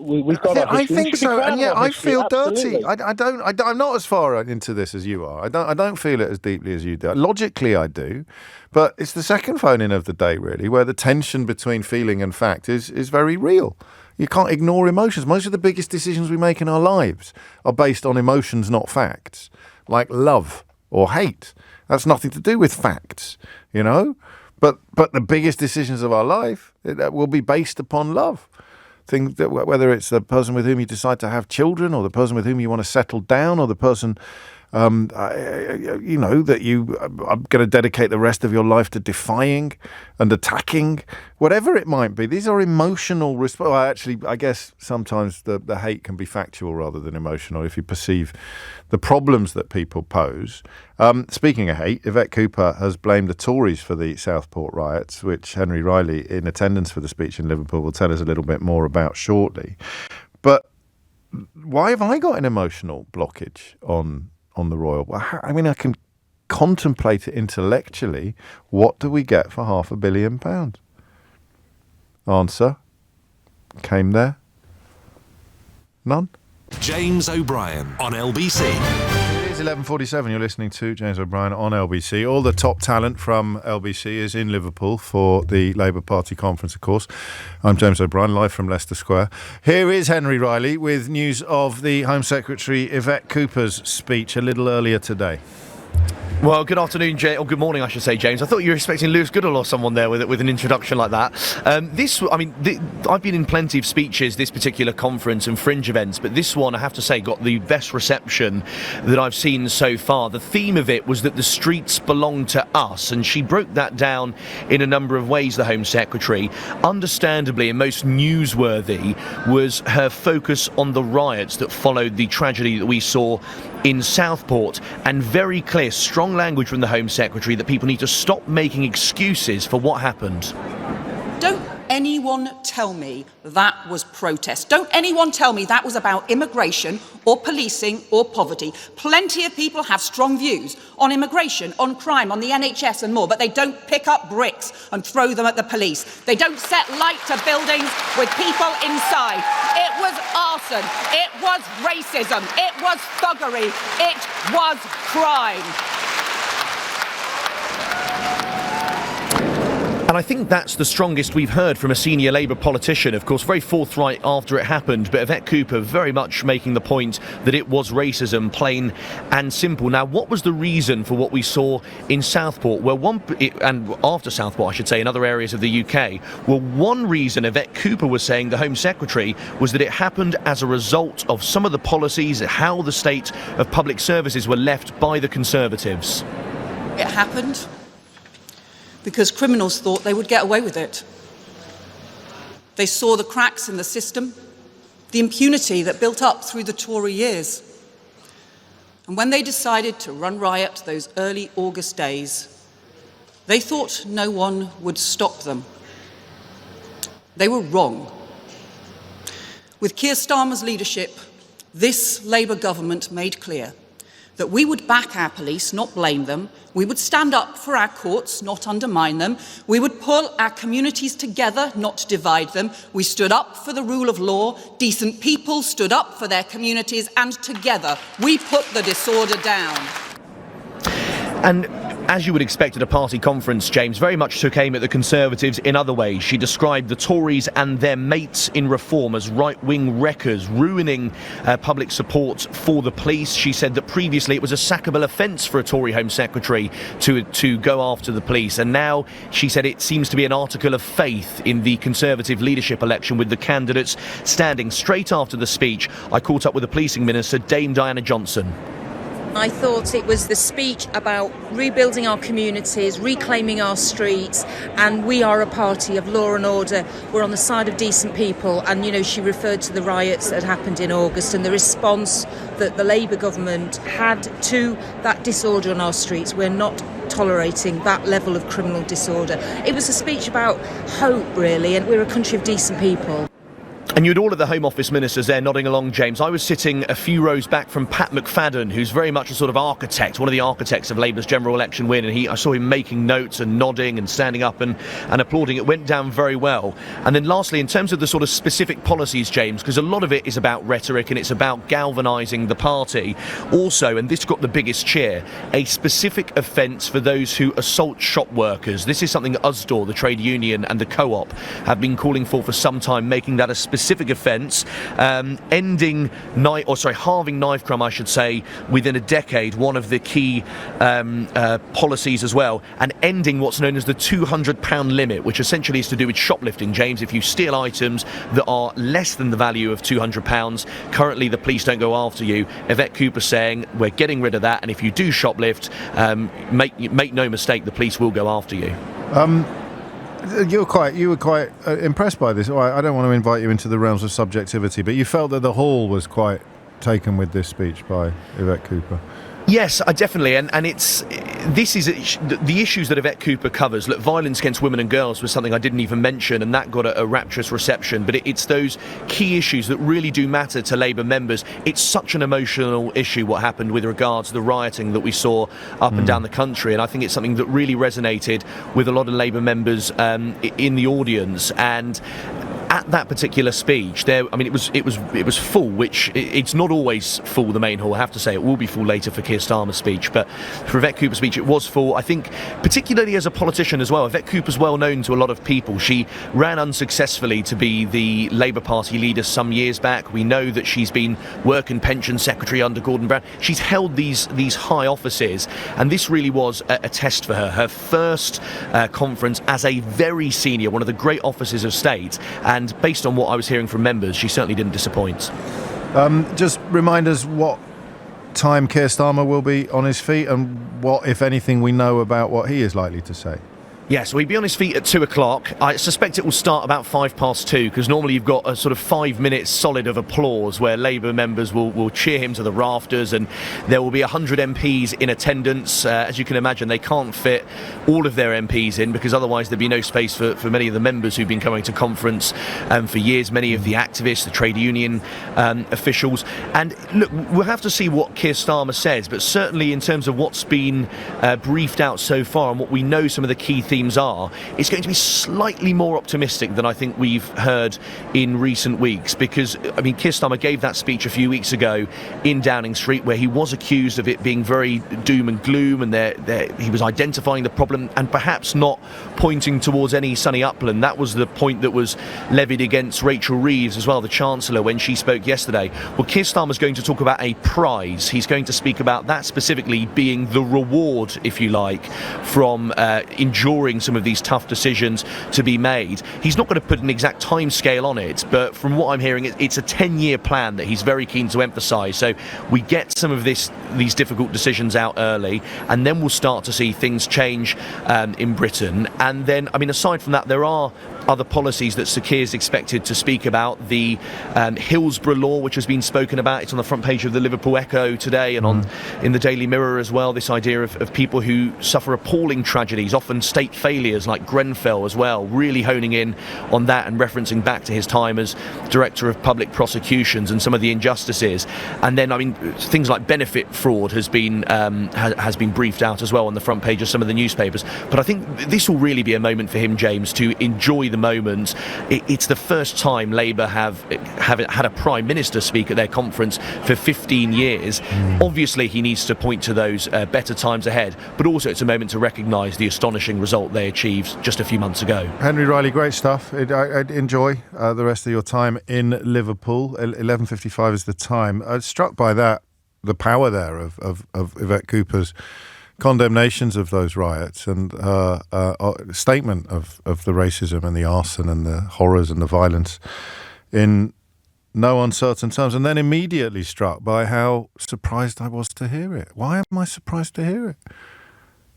It's extraordinary, isn't it, that stating the bleeding obvious when it comes to the Farage riots is somehow refreshing or is somehow revelatory. It just speaks to how mealy-mouthed many of the right-wing mouthpieces have been in the aftermath. And of course, the Home Secretary she was referring to was Suella Braverman, who chose Armistice Day to attack the police.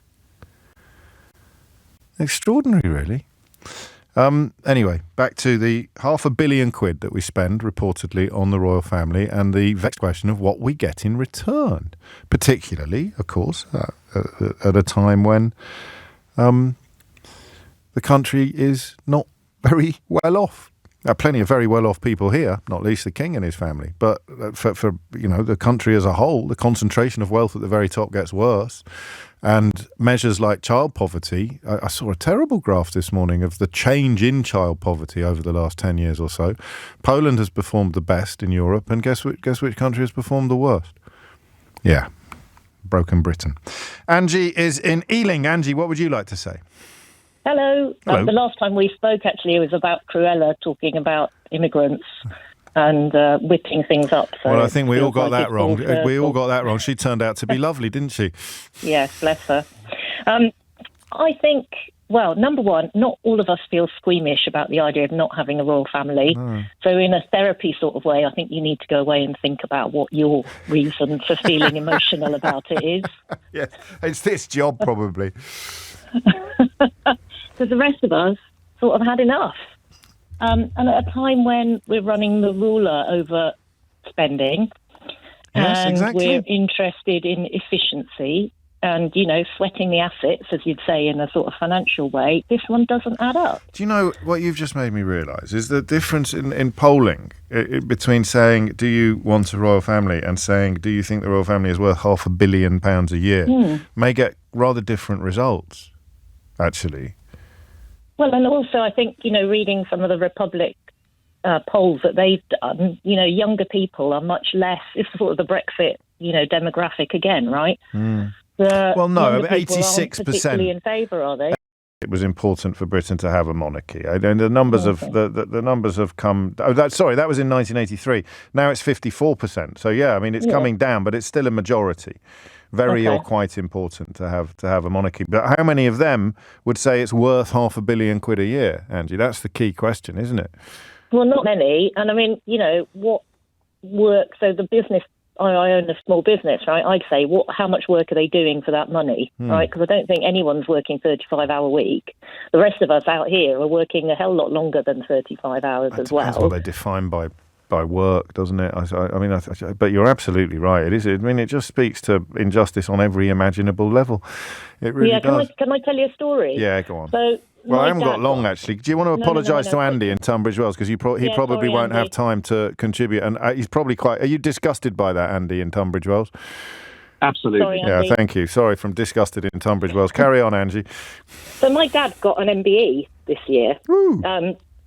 Yeah, well, you say woo, right? But we're a Brown family, and so I sort of felt that, the whole British Empire thing was a bit orcs, right? So we go there, and but he's very proud, and we're proud of him and what he's done in the community. So we all trot along there to the palace, and that was lovely. And then I got talking to, because I sort of talked to everybody, I just got talking to the chap that was behind my dad in the queue. And he was a really nice guy called Phil, and he owned a bakery and food cooperative in Bristol. Okay. And we're in this sort of ante-room full of beautiful things, and it's next to, I think, the portrait room or the picture room. I normally hurry people at this point, but you've got a gift for storytelling. I am going to be late for the news, but take your time. Thank you. And so the picture room or the thingy room, right, the lady tells you about it. It's got the biggest number of Rubens in a private collection. There's a Canaletto. Yeah. There's a can of what? And the other. Yeah, exactly. And standing next to me is Phil, who has dedicated his life to feeding people in Bristol who can't afford food. Yeah. And you know what? It's Roman. It's Roman. It made me feel sick. Yeah, we watch the kind of I, Claudius on the telly or Gladiator, and we think, oh God, flipping heck, things are so different. They're not different at all. They've just sanitised it. You could flog one of those paintings and probably pay every winter fuel payment, or flog 10 of them, and there wouldn't be a poor pensioner in the country. I don't know whether that is overly simplistic. I don't think it is in this context, because it speaks to public ownership. It speaks to taxpayers. It's our money. It's our money. We own those paintings, right? Are you sure? Are you sure? I mean, I don't know. Some of them might have been gifts, or they might have been looted. Right. They might have been looted from Louis XIV's palace. I do know what you mean. And I've often wondered why we can't have a borrow. That would be great PR for the royal family. If Angie and Ealing, with security notwithstanding, was allowed to have the Canaletto over Christmas, stick it above the fireplace, bring the neighbours round to have a butcher's. That's public ownership, isn't it? Thank you, Angie. Lovely stuff. 12:01 is the time. James O'Brien on LBC. It's 4 minutes after 12. You're listening to James O'Brien on LBC, where we turn in an entirely different direction now. We'll catch up with those attacks on Lebanon. The language of news is fascinating, isn't it? Attacks on Hezbollah, or attacks on Lebanon. Attacks on Hamas or attacks on Gaza. I suppose one way would be to count how many people have been killed who are not in Hezbollah or Hamas, and then work out whether it's accurate to describe them as attacks upon Hezbollah. I don't know. I'm just thinking out loud and looking at what other headlines say. So it's an interesting one, isn't it? Attacks on Israel, attacks on Lebanon, attacks on Gaza, attacks on Hezbollah, attacks on Hamas. And technically they're all happening. But the language that you use in a headline is so important in conveying a sense of what is happening, which may be slightly at odds with the reality of what is happening. So CBS, Israel strikes Lebanon in latest series of attacks. aimed at, I imagine, if I click on that headline, aimed at Hezbollah. That's probably the best way of doing it. Israel attacks Lebanon. Israel strikes Lebanon in a latest series of attacks aimed at Hezbollah. A figure I've got from a former Channel 4 News staffer is 35 dead children among the 490 dead in Lebanon. So Israel attacks Hezbollah and kills 35 children. Make of that what you will. But we'll catch up on a little more of the detail of this benighted conflict at 12:45 today. Before that, something completely different. I love Moira Stewart. I don't know if Moira Stewart knows that I love Moira Stewart, because she's such a sort of dignified presence in the building. She's a presenter on our sister station, Classic FM, and also quite an intimidating presence. I think that generation of newsreaders had a touch of the headmasters and headmistresses about them. You just turn to them like for positions of trust and authority, I would describe it as.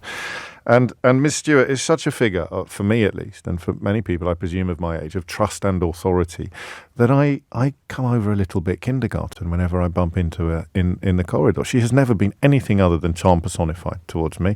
Perfectly plausible she's got no idea who I am. And given how I dress most of the time, she could be forgiven for thinking that I've wandered in off the streets in the hope of nicking a stray laptop or something like that. But she is a broadcaster of such aplomb that I tell you now, she's one of the people I see in the building and can't quite believe I get to work in the same space. I saw Jonathan Ross yesterday. He is also a broadcaster for whom I have such epic regard.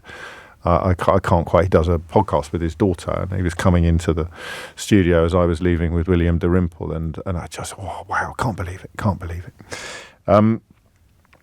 And Moira's given an interview, quite a rare interview, actually, in which she describes being very nearly scammed. And I think this is a very powerful intervention, and I think that she has elected to make it because of that authority and trust that we talked about, or that I talked about just 2 short minutes ago.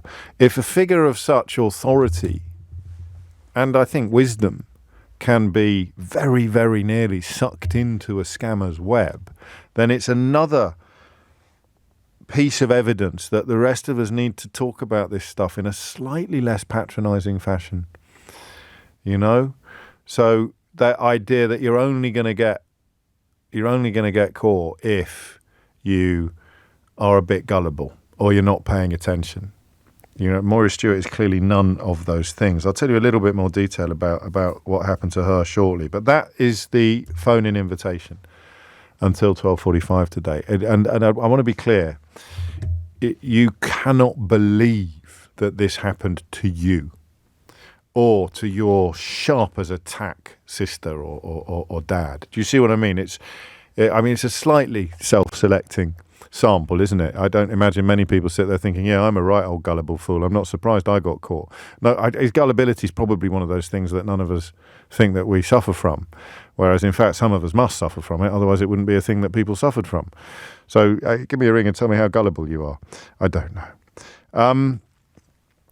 That's the point that is so powerful about this story, is that it's the plausibility of it. I've had a couple on my phone. I'm normally really good at this. I've had because my oldest has gone away, and I have sent her a kind of package that stuff she'd forgotten. So I've sent her a package, and I got a little text telling me something had gone wrong with my package.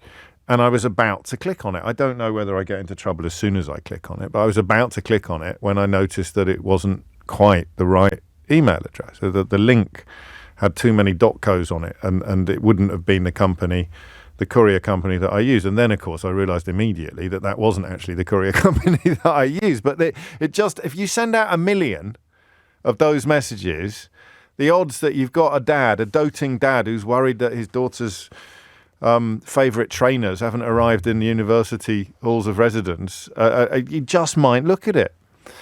And then, and another one. Is this a scam? When I was looking to track the same parcel, I told you I was a doting dad. I was looking to track the same parcel. I clicked on the first thing that came up on Google, entered the tracking number, and they said £1 to find out where it is. And I thought, that can't be right. So then I looked at what I clicked on, and it wasn't the site of the courier company. It wasn't I used the Royal Mail. It wasn't the Royal Mail that did it. It was I don't think there's even a scam there. I think it's a bit suspect, but I don't know that any laws are being broken. And they came up as the top search result on Google. So you clicked on it. It looked like I was going to be tracking a Royal Mail parcel. So I clicked all the way through, entered the reference. It came up. We found your parcel. Click here to pay £1 to find out where it is. And I thought, well, there's no way they're charging me £1 to find out where my own parcel. I won't tell you how much it cost to send it, honestly. But there's no way I'm charged. So I thought, something's happened. So then I went back and noticed that the actual Royal Mail tracking service was the third search result down on a search for Royal Mail parcel tracking services. So I could have fallen for that one. The one that I really nearly fell for, and I mean really, I think I've told you this already. Moira's story is much more interesting than mine, by the way. Was for clothes on Facebook. I'm going through a curious phase. It's not over yet, I'm very embarrassed to admit, where I'm buying quite a lot of clothes on Facebook. So my algorithms are working so well that they send me pictures of things that I think look really nice, and I think, I'll have that. And I don't know, are you familiar with the company Hackett, like the gentleman's outfitter Hackett? It's quite high end. It's not a cheap one. I've got a lovely coat from Hackett, but I'm generally more of a TK Maxx man. But this Hackett website opened, and it said it was like a warehouse sale or an end of season sale, and I clicked on it, and it was completely kosher. It looked exactly like the normal Hackett website. Do you know why it looked exactly like the normal Hackett website? Because it was. They'd completely ripped it off, and all they'd changed were the prices to make them an almost unbelievable fraction of what you would normally pay, and then the payment method. So I spent half an hour shopping. I was buying. I mean, it was huge discounts. It was cheaper than TK Maxx prices for Hackett Clobber. And then I get to the end, and I'm clicking on it, and it was PayPal. And I thought, there's no way that the only option that a company like Hackett is going to offer for payment is PayPal. There will be other options as well. I've done quite a lot of online shopping, and then when you looked at the PayPal link, it had a bloke's name on it. So someone had gone to enormous amounts of trouble to, well, actually, I say that, I don't know how much trouble it would involve to set up that whole website. And how many people would you need to successfully scam in order to make it worth your while? I was about to spend £600 or £700 on there for about £5,000 worth of gear.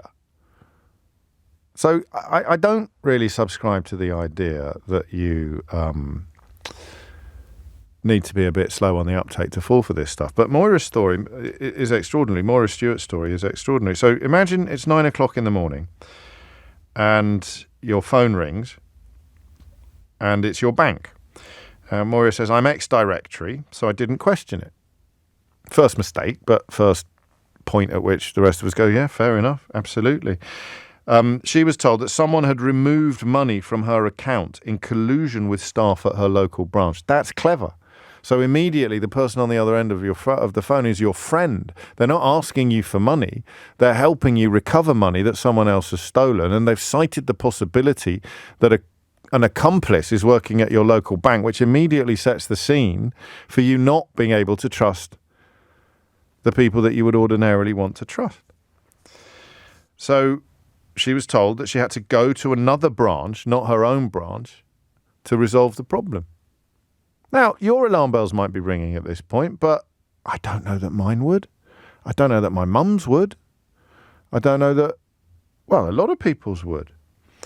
And Moira said, I had absolutely no idea I was being scammed. The fraudster stayed on the phone the whole time and told me it was an inside job at my bank that they had uncovered.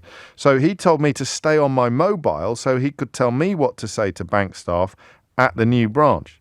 He said, we're going to send this amount of money from your account and see what happens if they intercept it. So you're going to help us catch the person in your branch who is nicking your money.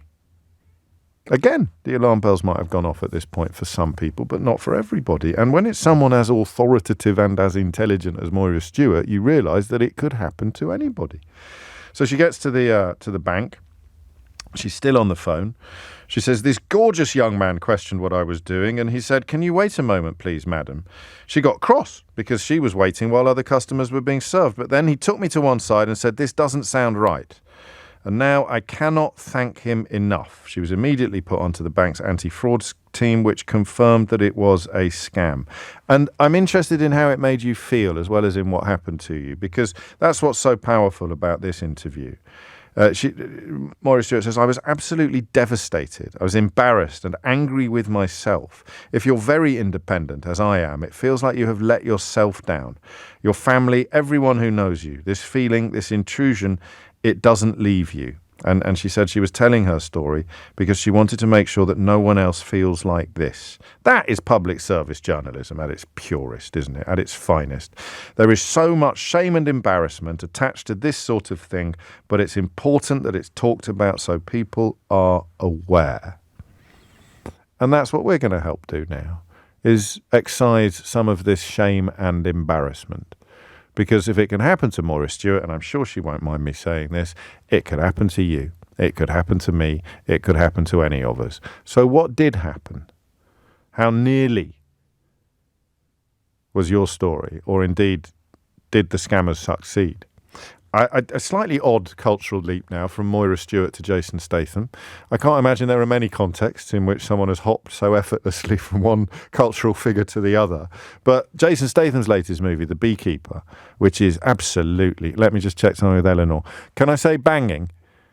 Can I say banging? I know I'm not allowed to say that something slaps, but can I say that something's banging? Am I too old for banging? Yeah? Okay, so Jason Statham's new movie, The Beekeeper, is absolutely splendid. It's a truly splendid cinematic entertainment. And that has a plot pivot that involves somebody who would be widely considered to be a figure of authority and trust, falling for an incredibly sophisticated scam. And I like the mission that Moira Stewart has set herself. I like the idea that she is effectively, although she's too modest to put it in these terms herself, she's effectively saying that if it can happen to me, it can happen to anyone, which is an opportune moment for us to say, what happened to you? 0345 6060 973. James O'Brien on LBC. 20 minutes after 12 is the time. You are listening to James O'Brien on LBC, where the insulation you may feel you have from so-called scams is probably not as effective as you think it is. Because if Moira Stewart, who's shared details of coming perilously close to being ripped off by scammers, can fall for this sort of stuff, then I would cautiously suggest that absolutely anybody can. 21 minutes after 12 is the time. And the number you need remains 03456060973. Don't forget to remind me to tell you about the play I saw last night, by the way. One of the best things I've seen on the London stage in a long, long time. I know it's expensive, but that you can avail yourself of various offers and opportunities or scrounge it. I don't know, but I must tell you, it's absolutely gorgeous. Matthew's in Swansea on this one. Matthew, what would you like to say? Sorry, a bit nervous, first time caller. It's only me. It's only me. We're not going to have a row about this, are we, Matthew? There's nothing to be nervous about. So on the subject of being scammed, I'd like to think I'm quite sharp and not very trusting. Yes. I went on... Not very gullible. It's nice to be trusting, isn't it? I said we weren't going to have a row. That lasted for 43 seconds. I do apologise. I'll shut up now. My mother, elderly, widowed lady, wanted some logs for her fire. Run out of logs, in desperate need of logs, jumped on Facebook, searched for logs, found a company, paid £160 for 2 ton bags of logs. Yeah. They measured me back once I paid and said, can they have a replanting fee to go towards the Forestry Commission for the logs? And I thought, I've never done that before. I don't know what that is. So without that fee, we won't deliver the logs. I thought, well, this is weird. On looking into it, I got scammed £160 by a team in Nigeria. So they came back for more. So you'd already been ripped off. I thought they'd jumped on the back of a bona fide transaction and tried to squeeze a few quid out of you as a kind of side order, but the whole thing was a scam. The whole thing was a scam. I paid £160 to the legitimate website, had logs there, had reviews there. They had they asked the right questions to get my location. They said, "Oh yeah, they're based within a 50-mile radius of me." They seemed totally legitimate until they asked for the additional fees for replanting to go towards forage. Because they thought in for a penny, in for a pound. They didn't care whether you busted them or not because they already had your 160 quid. How did you establish that it was in Nigeria? From your bank?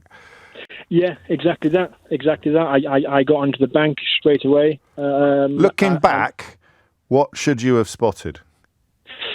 I guess I probably would have not gone on Facebook.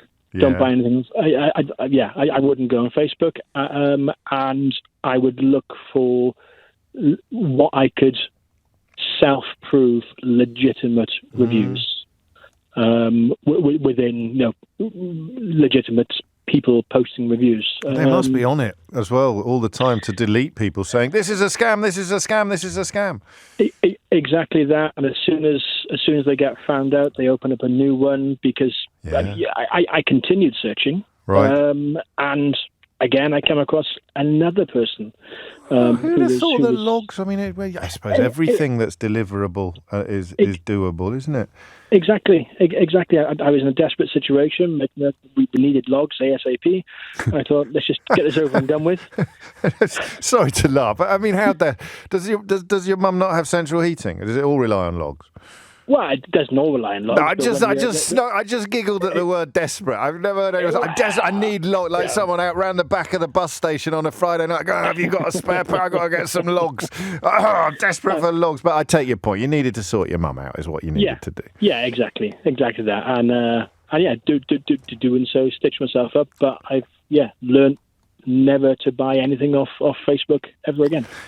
That's my wardrobe, absolutely mullered. but I very, very nearly fell for it myself, and it was only the fact that it was PayPal. It's not just Moira Stewart, of course. Matthew Wright, also a sort of figure of trust and authority, and now a part of the weekend schedule here at LBC with you every Saturday and Sunday. He's spoken on air about how he felt after a £19,000 fraud. It's worth actually listening to him talking about that, and you can find a link at lbc.co.uk. And they were also pretending to work for his bank. I wonder if it was exactly the same scam that Moira Stewart very nearly fell for. Did you tell the police, Matthew, or did you think it wasn't worth it? No, I didn't. I didn't bother. I should have. I spoke to the bank. In fairness, the bank got my money back within 24 hours. Yes. But as far as I think the bank were doing an internal investigation on it against the bank that this person was using. I would like to assume that the bank are going to report it for fraud.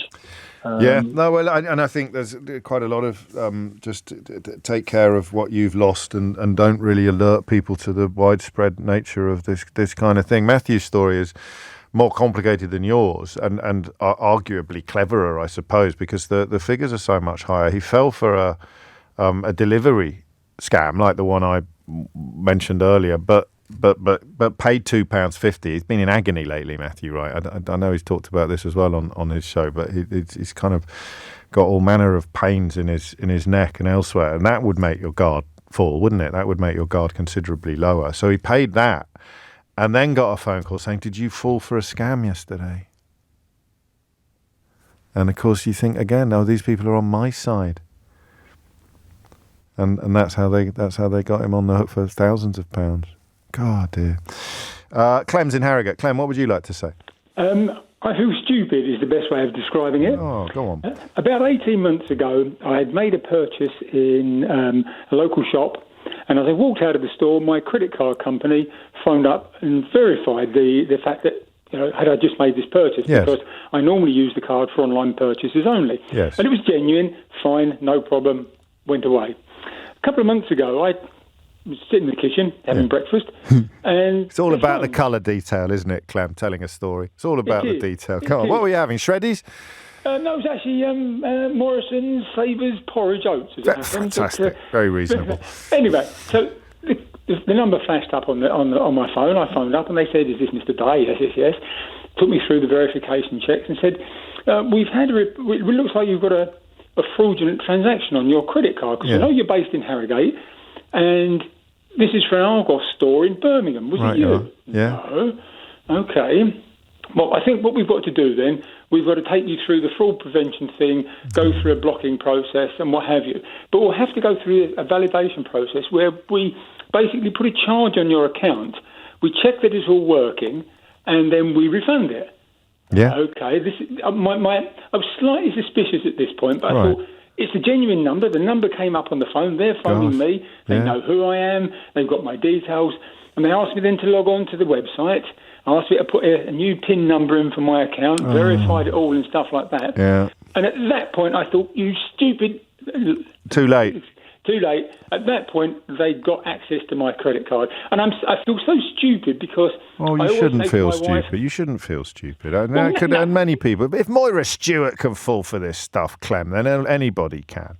Well, yeah, I know, but I used to work in IT, and IT security was part of my remit. So I always say to my wife, never click on dark links, never answer these phone calls and stuff like that.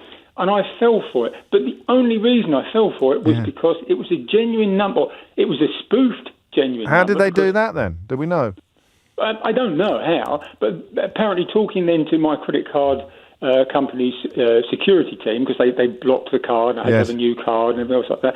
Apparently it's quite possible for these hackers to spoof mobile phone numbers. So it looks like you're getting a number from your original... Exactly. And you're not. It's coming from... Well, that would make everyone relax, Clem, wouldn't it? Everyone would relax. Exactly. And that's the only reason I fell for it, because it was still in my phone... I don't know how it was, but it was in my phone call history. It came up with credit provider name, and I'd obviously had the call from them, and I must have phoned them in the past as well. Yeah. But no.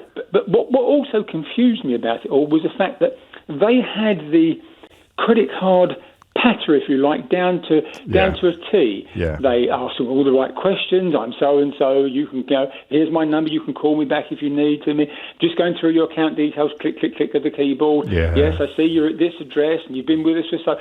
But what also concerns me about that is they had all my account details down to a T. How did they know? And the only other thing I can think of, and again, this is something the credit card security team wouldn't dismiss. Was the fact that someone had siphoned up a load of details. Sold your data. Sold my data. And then, and so I'm now getting scammed that way. So, but I suppose the message from this is, if there is a takeaway, I'm now a lot more cautious. Yes. But the other thing you have to bear in mind is, if phone numbers can be spoofed, you just can't trust anyone calling. Well, I don't think the bank ever rings you, really. No, they don't. And they maybe argue. Richard says they don't advertise this enough. You'll never get a phone call off your bank.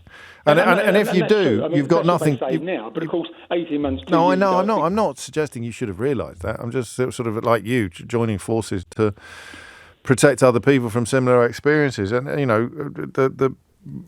even there, so a couple of people fell for the same scam that Moira Stewart very, very nearly fell for, including Tom's sister-in-law, to the tune of £10,000. Exactly the same scam. And the bank, which was a major high street building society, told her it was just tough because she had transferred the money. She had gone into a bank and transferred her own money into a different account. But her daughter works in the industry and so was able to get it back for her. Clem, thank you. And Tom, thank you too. Amelia Cox is here now with your headlines. James O'Brien on LBC. 35 is the time. So I saw Waiting for Godot last night, which is a remarkable play that is not really about anything. Famously, but my goodness me, the production was absolutely extraordinary. I can't remember the last time my old mate Sam, who I hired to review the school play when I was the editor of a magazine at school, he wrote in his review, I always think you can tell a lot about how good a play is by how many times you check your watch. And I don't know why that's stuck in my... He's dead right, isn't he? I'm sure he wasn't the first to come up with that. But I always think of it when I'm sitting in the theatre and I think, I wonder how long till the interval. It's different if you need a wee. But if you don't need a wee, then you're thinking, I wonder how long to the interval. It just means that your attention has slipped slightly, or that your attention has flagged. Flagged is a good word. And, I mean, this is Samuel Beckett, so it's not exactly... what's the word you'd use for what it isn't? Because it is very funny, but it's not a whodunit, let's say. I mean, there's not a lot of, plot. There's not a lot of plot involved. And at this new production at the Haymarket Theatre, starring Lucian Musumati and Ben Whishaw, I didn't check my watch once. And that is rare. I think I even checked it in Hamilton, just to get an idea of when the interval was coming up or when the end was. I didn't check it once. Arguably, certainly the best thing I've seen on the London stage in a very long time, and I'm very lucky to be able to see a lot of stuff on the London stage. But if you do, by any chance, get the opportunity to see that, and you like Beckett, or you think you might like Beckett if you saw a brilliant production of it, then let me put that at the very top of your list. Mark's in Wickford. Mark, what made you pick up the phone with regard to Moira Stewart and the sinister business of scams?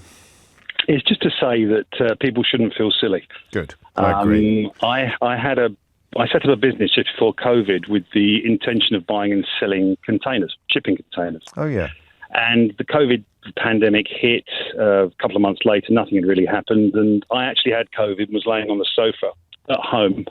My son came into the lounge and sort of said, "Oh, Dad, there's a guy outside wants to pick up some boxes or something like that, some containers."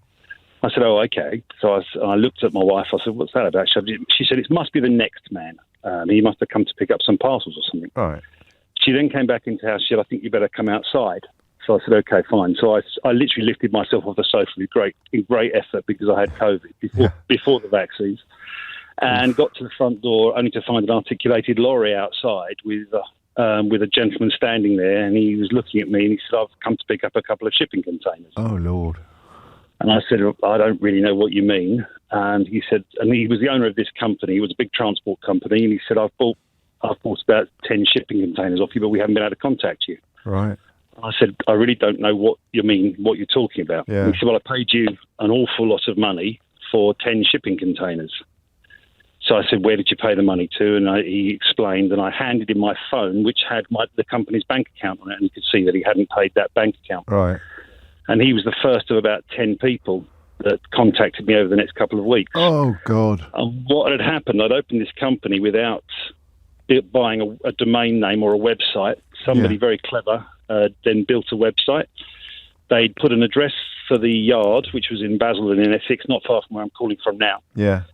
And they'd set it all up, and it turned out after a long, over about 3 or 4 week period, it started with that first one, but I think they'd probably sold about £100,000 worth of upfront payments for containers, which didn't exist. Obviously, I was getting a lot of abusive phone calls. It was easy to trace me through LinkedIn because people were looking at the company name on Company's House, finding me on LinkedIn, getting my phone number. Which is why they believed it was real in the first place, because you were exposed and transparent. You were there. So you hadn't really set up yet properly. You just set up the bones of the business to get going when things calmed down a bit or when you got better. That's it. I had a Barclays bank account, so it was bona fide. The company that they were paying was some offshore, whatever it was.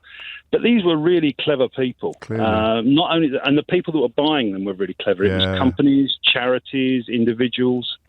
I got scammed without realising it. Well, the first thing I did was went to Trading Standards. I contacted the police. That was okay. So I cleared my name very, very quickly. Yeah. But I think it even made it onto one of these BBC TV programmes with Gloria Hunniford and one of the others. I'm not surprised. Yeah. And what happened to the people that paid money? Because I really don't know. Do you not know? Because it's hard to see who would be responsible for refunding that, really. Yeah, that's it.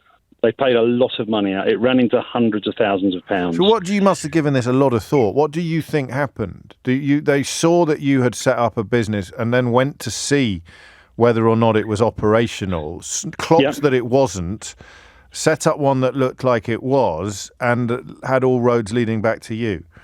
Yes. That's exactly what they did. Makes you wonder, doesn't it, how... I mean, they must just spend all day looking for opportunities like this. Yeah, they're extremely clever people. How long had it been registered at Companies House? Oh, less than a year. So they're looking at every newly registered company, looking for the ones, because it doesn't, just one customer would justify their investment, wouldn't it? People were paying the full amount for the containers up front without ever having seen them. And on average, well, you would. I mean, container's a container, isn't it? Really, yeah, give or take a few dinks and dents. You're not looking for. And I mean, crikey, that's absolutely chilling. Did you stay in that sector? Did you run away at 100 miles an hour? No, I since then I'm now a taxi driver in Whitford. I've spoken to Nick Ferrari before because I listen to you all day long, so it's great. Good man. So a slightly easier life. I don't think you can get. Well, I don't want to tempt fate, but I don't think you can get scammed as a taxi. And also, you did absolutely nothing wrong. No, that's right. You could not have done anything differently, except possibly be doing searches for your own company online in case somebody was trading under false pretenses using your company. But who the hell would think that was a thing? That was it. And the first time I saw the website was that they'd produced was when I realised people were buying shipping containers. I mean, it happened in a very, very short period of time. From this first person turning up at the door. Yeah. I had an office based at my mum's house as well, right. and she rang me late at night and said, "We've got two gentlemen here with big dogs and all this sort of thing."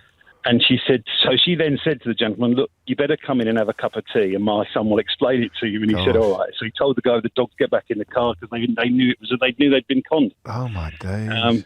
So yeah, it was an interesting time, but the police dealt with it, and trading standards dealt with it, and fortunately, I'm so glad you're listening today, because this is the Moira Stewart principle, isn't it? People who are pointing out if it can happen to us, it can happen to anyone, and it can happen to anybody, absolutely anybody, and the clever they get cleverer and cleverer and cleverer, and it's often the thing I think about the poacher gamekeeper analogy or the idea, because I think about this with the tax, with the HMRC and legal tax avoidance, but the people that are being paid to help people do legal tax avoidance are going to be paid so much more than the people at the HMRC who are so they are just a sort of cleverness quotient here, and I often think, what would happen if the people that are putting all this cleverness and originality into surely they could make a decent crust doing legal things. They don't have to be running around the place ripping people off, but that just shows how naive I am. Thank you, Mark. Ollie's in Brighton. Ollie, what would you like to say?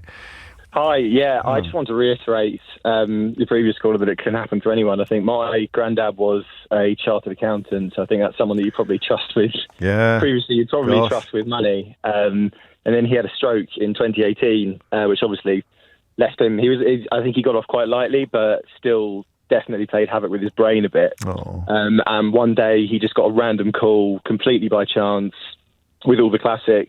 Yeah. Can you just confirm this transaction? It looks like you've had some money stolen and all of that. And because of his state, he was completely going along with it. Obviously got him to transfer money. I think he'd had access to a business's bank account that wasn't his because of what he'd been doing as his job. Yes. And transferred 20 grand to these people. And because of the way the state that his brain in was so convinced that he was right, my grandma was phoning my parents up, sort of saying, "What do? I don't think this is right." And we had to get her to unplug the phone line. It was that bad. Really?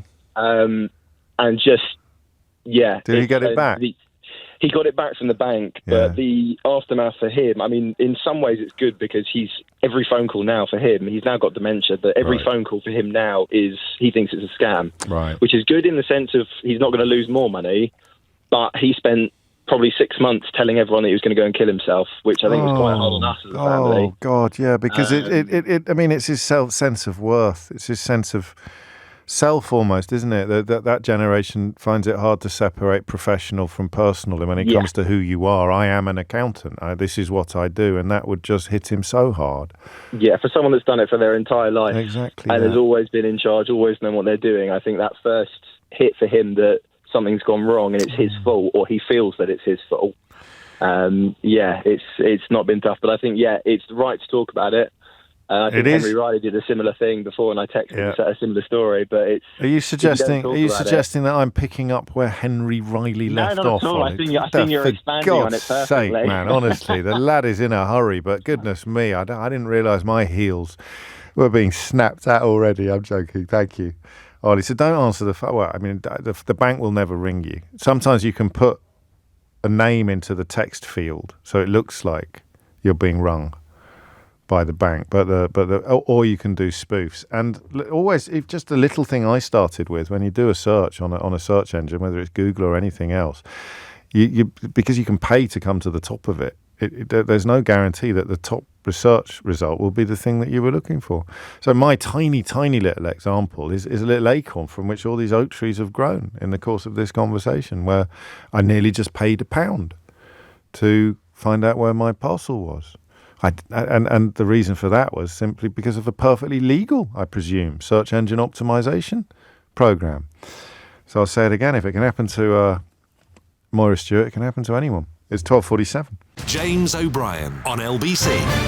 49. Trying to establish a telephone link to Lebanon, which is reasons I'm sure I don't need to explain, is a little harder than it would usually be. But rather fortuitously, it gives us an opportunity to talk to Mark in Plymouth. Now, you remember Mark in Wickford was a victim of a form of identity theft, and some scammers set up a company offering to sell shipping containers that didn't exist, and he didn't realise the extent of the scam success until people turned up on his own doorstep with a massive lorry expecting to pick up some shipping containers, and someone else turned up on his mum's doorstep where the office was registered with a vicious dog on a string, designed to sort of menace the people they thought had ripped them off. Now, Mark in Plymouth has rung in with, I suppose it depends how many people listen to the programme, and as you know, it's more than anybody else in the history of phone-in shows or talk radio on commercial radio in the UK. But when coincidences like this happen, it's pretty special. Mark, what made you pick up the phone? Yes, good morning, good afternoon, James. Yes, I'm one of the unfortunate people that tried to purchase one of these containers. Oh, my days. And you're pretty confident it's the same fella? Oh, I'm 99.9% certain it's the same fella. Incredible. And we were in the, I run a business, I like to think I'm fairly astute. We've got checks in place, so we know what we're doing when we're dealing with new people, we thought. So we needed a container. I Googled it, found this company that was selling shipping containers. They weren't particularly cheap, but they were slightly cheaper than anybody else. Well, that's good. Even that's clever, isn't it? Yeah, not sillily cheap. So not it wasn't too good to be true. Like no, £300 maybe cheaper than the nearest one. I thought that's good. Yeah. Checked them out on Company's House. There they were. Checked their website. There it is. The address matched the website address. I thought that's great. I then phoned the telephone number that was on it. Very nice guy spoke to me. I said, can I have some photographs? Sent me photographs of containers. He then emailed me an invoice. Everything all matched. Bank statement, bank details were on the invoice. I thought, well, this is great. I said, obviously, do you do delivery? He said, yes. He said, but that's no problem. That's done with a third-party company. Just pay the delivery driver when he turns up with your container. I thought, oh, yeah, that would be great. Thank you very much. Invoice came through. I passed it through to our accounts team. They paid it. Now, to be fair, that's where we possibly made I've got someone in Beirut waiting to talk to me. Cut me off. No worries. I mean, did you get your money back? That was no, not at all. It was our fault. We made the payment. That's what we feared when we were talking to the other Mark in Wickford, wasn't it? That this would. Well, there you go. Everyone be warned, and a little lesson there in just how many people are listening to this radio program these days.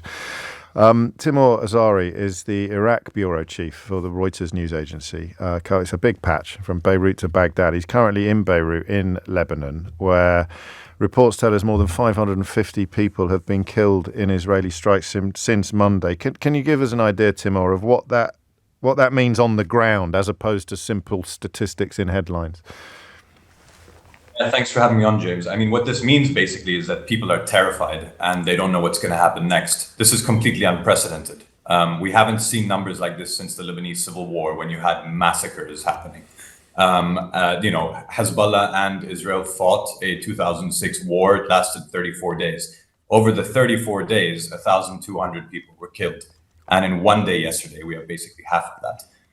So the numbers are staggering. And then when you speak to people, there was a mass exodus from the south of the country, which borders Israel. Tens of thousands, probably hundreds of thousands of people leaving overnight, some of them sleeping in the streets, spending hours and hours on a road that usually would take about an hour to get from the south to Beirut. And now there's people living in shelters, which are, schools, not bomb shelters, because Lebanon doesn't have bomb shelters like Israel does. These are schools that are repurposed for people to live in. Lebanon already was in a crisis. You might remember that massive port explosion we had in 2020. There was a financial crisis the year before that. Things have been getting worse and worse. And here's another blow. I often feel that it's a slightly luxurious perspective to sit in London and ask questions like the one I'm about to ask you. But what is the either received opinion or your personal opinion on what Netanyahu's purpose and or end game is here? The Israelis have been quite clear that what they want to do is change the situation in the north, as they call it. The day after the Hamas attack on October 7th, Hezbollah joined the fight, started firing at Israel. Israel started firing back. That's Since important. then, That's important context, isn't it? Because it is war in a sense, two directional war. It has displaced tens of thousands of Israelis. It's displaced around 100,000 Lebanese. And what the Israelis say is that they need to change the situation so those people can return. Now, we do have to remember that Israel has the most right-wing government in its history, with people in key positions who were formerly labeled terrorists by the Israelis. Yes. So Hezbollah has picked a fight with a government that really has no love lost with this group, and that goes both ways. So yes, the Israeli intentions are of course viewed with skepticism here, that they're seen sort of as, in a way personally tied to Netanyahu's situation, but also, tied to the wider context of this, which is, that the Israelis want to return these people to the north. The question is whether this achieves that. I mean, what we've seen is that ever since this escalation that's now a week in the making between Israel and Hezbollah, Hezbollah has fired rockets deeper into Israel, leading hundreds of thousands of people, according to Israeli tallies, to sleep in bomb shelters. So it's clear that that's not working so far. And there's a lot of skepticism around the world, really, from world leaders about whether this kind of a move will return people to the north. Israel occupied southern Lebanon for 20 years, from the 80s until around 2000. And the idea there was to have this buffer zone that protects Israel. 20 years later, they withdrew. It didn't work. So there's a question now of basically how you deal with this issue. Hezbollah is there. They are present in villages and towns, and it's going to be very hard to get them out. For people listening in the UK who don't have a deep knowledge of the region or indeed the history, what is the likelihood of this developing into a sort of form of attrition comparable to what we've seen in Gaza? Hezbollah remains a more viable fighting force than Hamas, I think. Definitely. Everything we know about Hezbollah is that they are, they're much more professional, much more well-equipped, heavily armed than Hamas, and a war between these two parties will be much more serious, much more violent. Hezbollah have said, they said a few days ago that, their leader said that they are willing to continue this fight no matter the consequences. They have said that this is a support front for Gaza. They have linked themselves to that front. And they say they will continue, again, no matter the consequences. We have to remember, in the 2006 war, which started when Hezbollah kidnapped Israeli soldiers, it was very destructive. And at the end of it, the leader of Hezbollah came out and said that if he had known the destruction, he wouldn't have done it. Right. This time he's saying, I'm going to do it no matter the consequences. And we've seen in the past couple of days that, the impact, the consequences have been extremely high. And we're just at the beginning of this, it seems. As we speak right now, the Israeli military says it's striking more targets and it's going to expand these operations. To be clear, you see literally as we speak right now.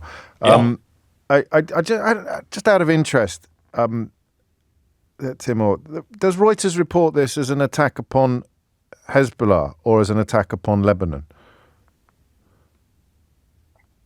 Reuters is a news agency that reports what people say, and we give the context, right? So Israel says it is striking Hezbollah targets. The Lebanese health ministry says 50 children and more than 90 women have been killed in this out of 558 people killed. So you're talking about 10% kids, 20% women. We put those facts in front of our viewers and we let them determine, how they see it. So that's the situation here. Israel says it's striking Hezbollah. The Israelis did say, in messages before the strikes began that Lebanese living around Hezbollah, munitions should leave. But, to be honest, it was seen with a bit of ridicule in Lebanon because you're not really going to know if there's a rocket placed under your house or near your house, right? I mean, it's not like there's a map of these things. No. So, in fact, what you've actually seen is just a mass exodus from the south. People are terrified. This fighting has been going on for months, almost a year now. This is the first time we've seen this kind of movement, right? We're really at mass displacement right now. And finally, why now? Why this escalation now? Given, as you say, that the missiles have been exchanged since October the 7th. It's been simmering for a long time. There was an incident in July, which the Israelis blamed on Hezbollah, where a rocket killed 12 kids on the football pitch. On the football pitch. Exactly. Yes. And since then, we've really been in this escalation. It's been steadily escalating. The Israelis killed a senior Hezbollah commander. Then we had those pager explosions last week. It was only a week ago. It feels like months. The walkie-talkies the next day. More bombardment, them hitting a tower in the southern suburbs, again, killing Hezbollah commanders, but also many civilians. And we've just been going from there. I do have to note here that, the situation in Lebanon is very different than 2006 in the sense that Lebanon had a lot of friends in 2006. It had Gulf partners. It had, the French. It had a lot of goodwill. We're in a very different place today. Few statesmen recognized internationally. Hezbollah seen as having taken over a lot of the Lebanese state. And, a lot of people, to be frank, don't mind seeing Hezbollah take a beating. And so there's a question here about where we go. How much willingness, how much interest is there from the international community who have failed to stop Gaza for a year to stop Lebanon as well? Wow. And what a point to end our conversation, which I think, to speak to your final point, will not be the last time we speak. Timur Azari, the Iraq bureau chief there for Reuters. Currently in Beirut, in Lebanon. If you missed any of today's show, you can listen back on Catch Up on Global Player, where you can also pause and rewind live radio, as well as listen to a range of podcasts. Do download it now for free from your app store or head to globalplayer.com. Coming up at 4 on LBC, it's Tom Swarbrick, but now it's Sheila Fogarty.